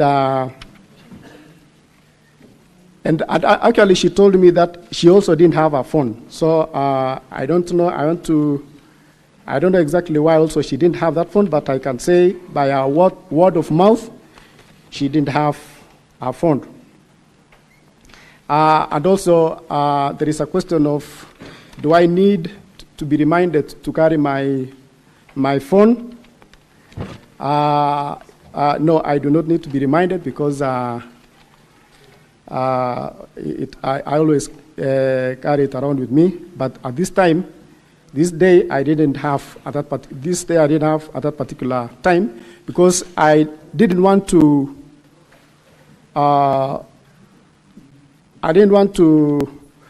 There were many calls actually coming from my people on the ground, so this was a weighty matter that actually needed a lot of attention. So I didn't want a lot of interference, maybe from the callers. So I kept it in my car. There was a question also that Honorable Senator said that asked if I've come to make fools out of the senators. No, kindly, I've come to give my evidence, and this is a house of honor, a house of we regard highly honorable senators. There was a question also.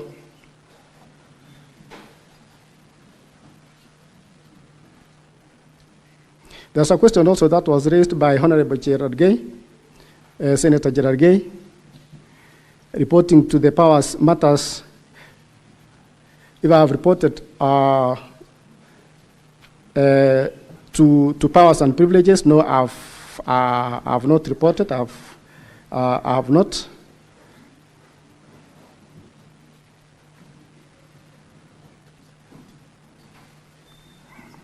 Yes. There is also another question of actually referring back to Mheshimiwa Honorable Etna about the phone that was asked by. It's actually similar. It's a similar question also that was asked by an honorable senator about planning for Etna to leave our phone, or whether we planned to leave our phones outside or elsewhere, away from the chambers.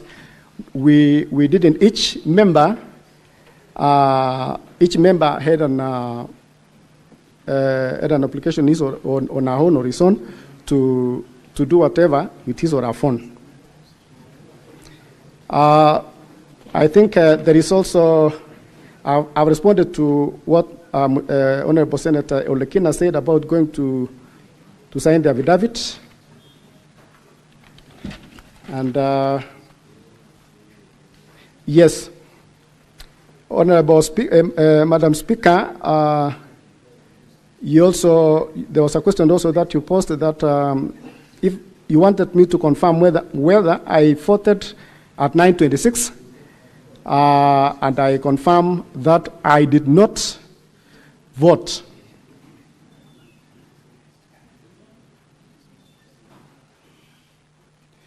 And Honorable Senator Eddy, there was a question also about the proceedings and proceedings of the House and reasons for not voting. Then this one I say myself, I did not vote because, as I've stated, I feared a lot of manipulation in this, and that is why I didn't vote. So, Honorable Speaker, that is my submission. Thank you.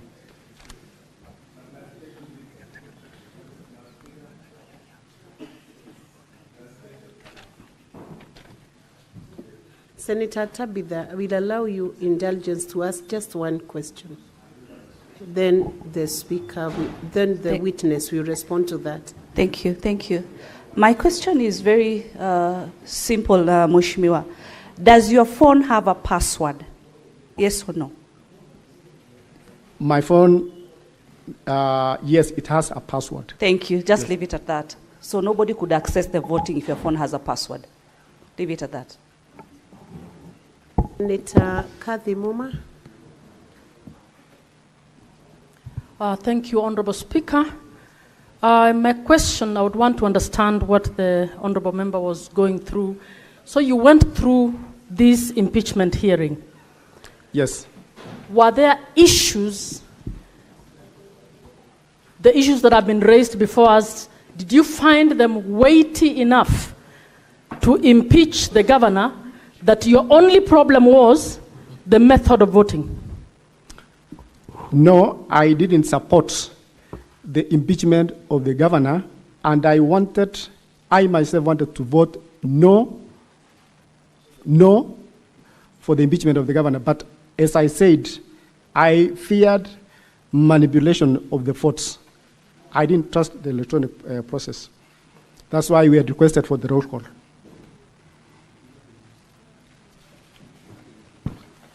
Senator Lomenen. Mwaruma, it's reading Lomenen on the dashboard. Are you sitting on his desk? It's reading Lomenen. So my question to the witness would be, the speaker had ruled that electronic voting was going to be used. Now you decided, the 18 or 17 of you, that you would not vote. What was the expected consequence? Did you think that the whole vote will be annulled by virtue of the fact that some of you have refused to vote? And if that is the consequence that you expected, can you invoke that part of the standing orders that you are referring to, or you relied on to annul that vote? Because whether you vote or you don't vote, the vote will still count when others have voted. Thank you, Honorable Speaker. The Honorable Senator, as I've said, the 18 of us, let me talk of myself. We wanted, since we had not been inducted into this mode of voting that is electronic, we had requested the Speaker that he gives us the leeway that we use the roll call for this process, and because we believed it was a transparent way. And since he directed that let it continue that way. So the 18 members who had requested for this roll call never voted. And the process of voting continued, and the 29 members actually was in support of the voting, electronic voting system. And after the voting, the results came out that it was 33 members who voted, whereas the 18 members who had requested otherwise, their votes were not captured because they didn't vote. So that was our fear, that there could be manipulation kind of. So that is why we declined to vote. Thank you, Honorable Speaker. Witness, you are still not discharged. Senator Karen Nyamo and Senator Peris Tobiko, in that order. Honorable MCA, you have stated that you did not vote because you feared manipulation. Manipulation by whom? And who had the admin rights during these proceedings of the governor's impeachments? Honorable Speaker, that one I can say, since the Speaker declined to give us the roll call voting, then we feared manipulation from the Speaker. Thank you, Honorable Speaker. Senator Peris Tobiko. Thank you, Madam Speaker. Mr. Witness, how many, were all the MCAs present at the chamber during the voting? And in your observation, how many voted yes and how many voted no? Yes, thank you, Honorable Speaker.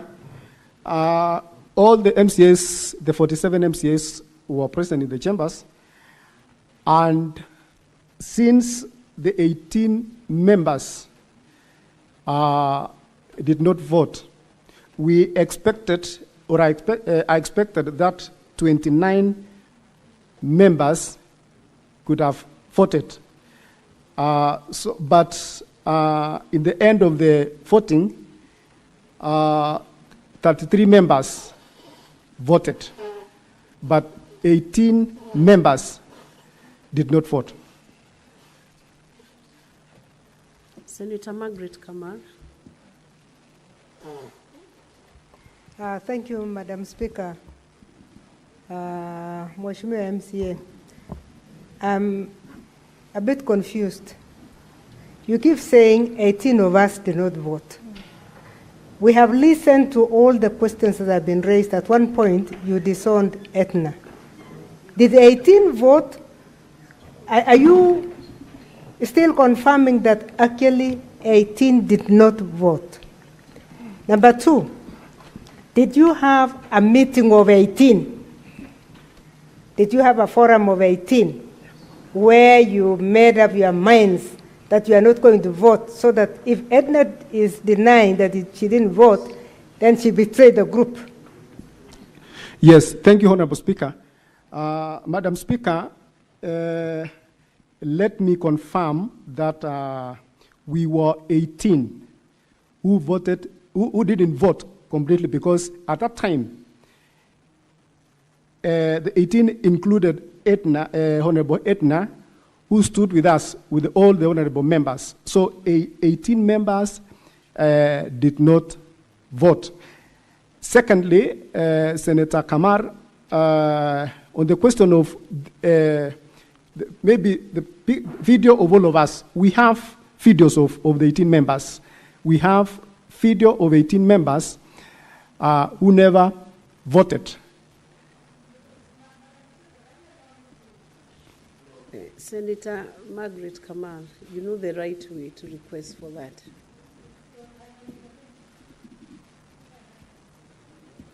Senator John Kenyan.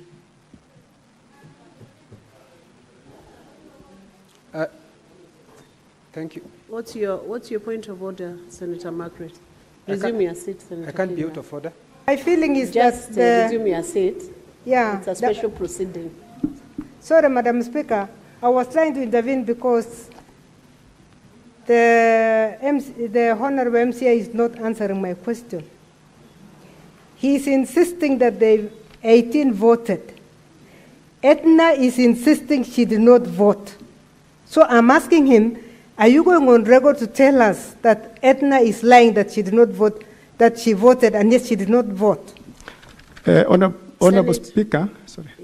Senator Margaret, when the witness gives their answer, whether good or bad, that answer will help the senators to determine how to vote. So he's entitled to the answer he wants to give. Madam Speaker, maybe let me request that you allow me to respond because...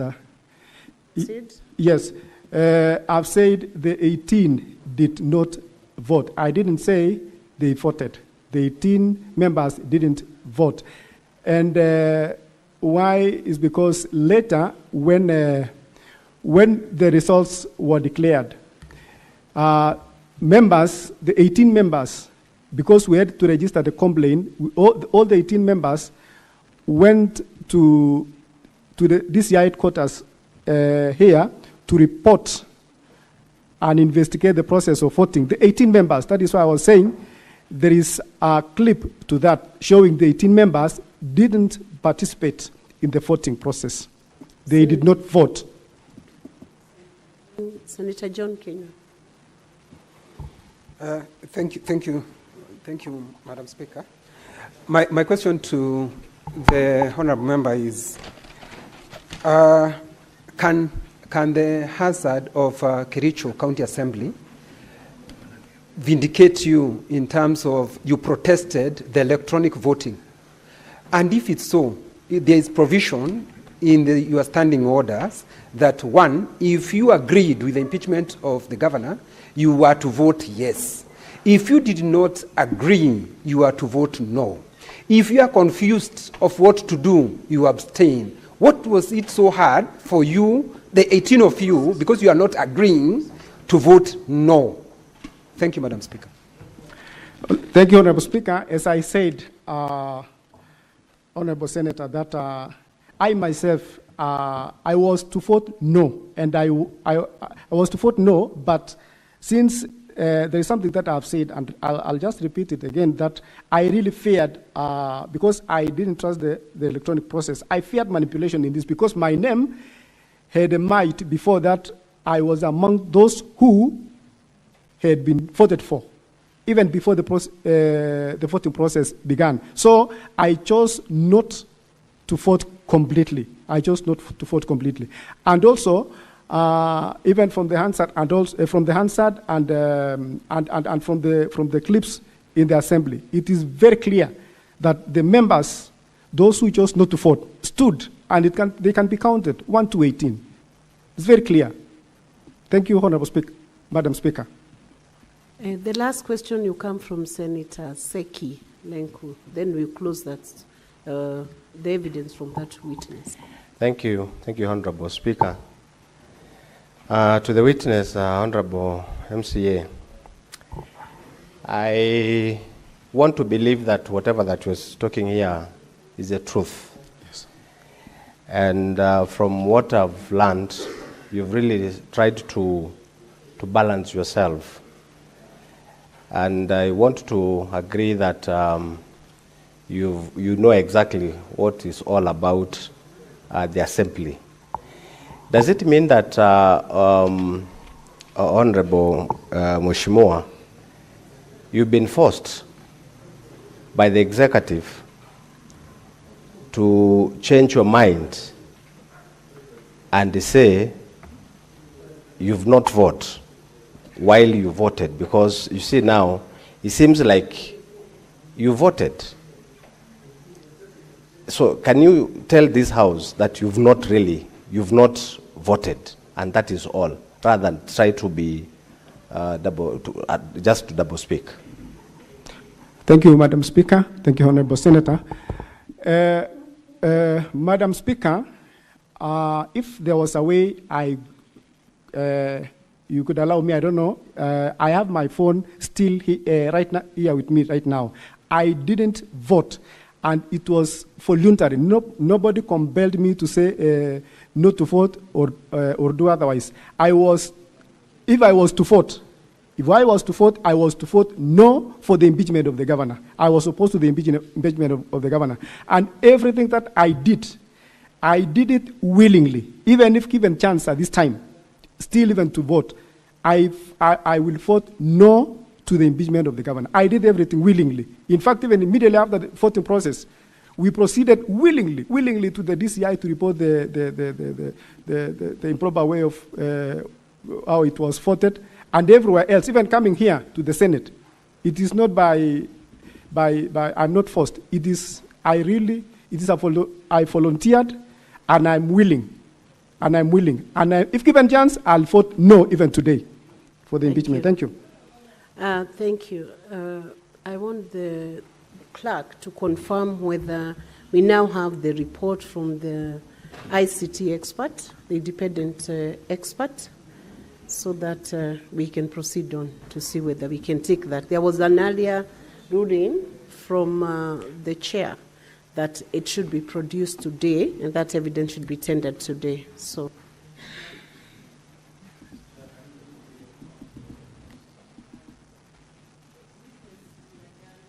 Now, so you may resume your seat.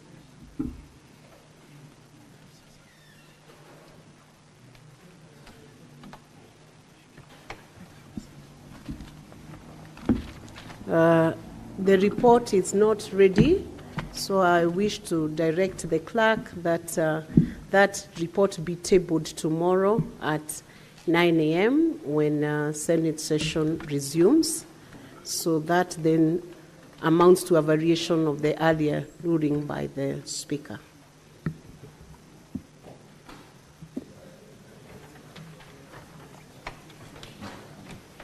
The governor's team will have 2 hours, 40 minutes for evidence of remaining witnesses, if any, and the county assembly will have 1 hour, 30 minutes for cross-examination of the witnesses that will be called tomorrow by the governor's team.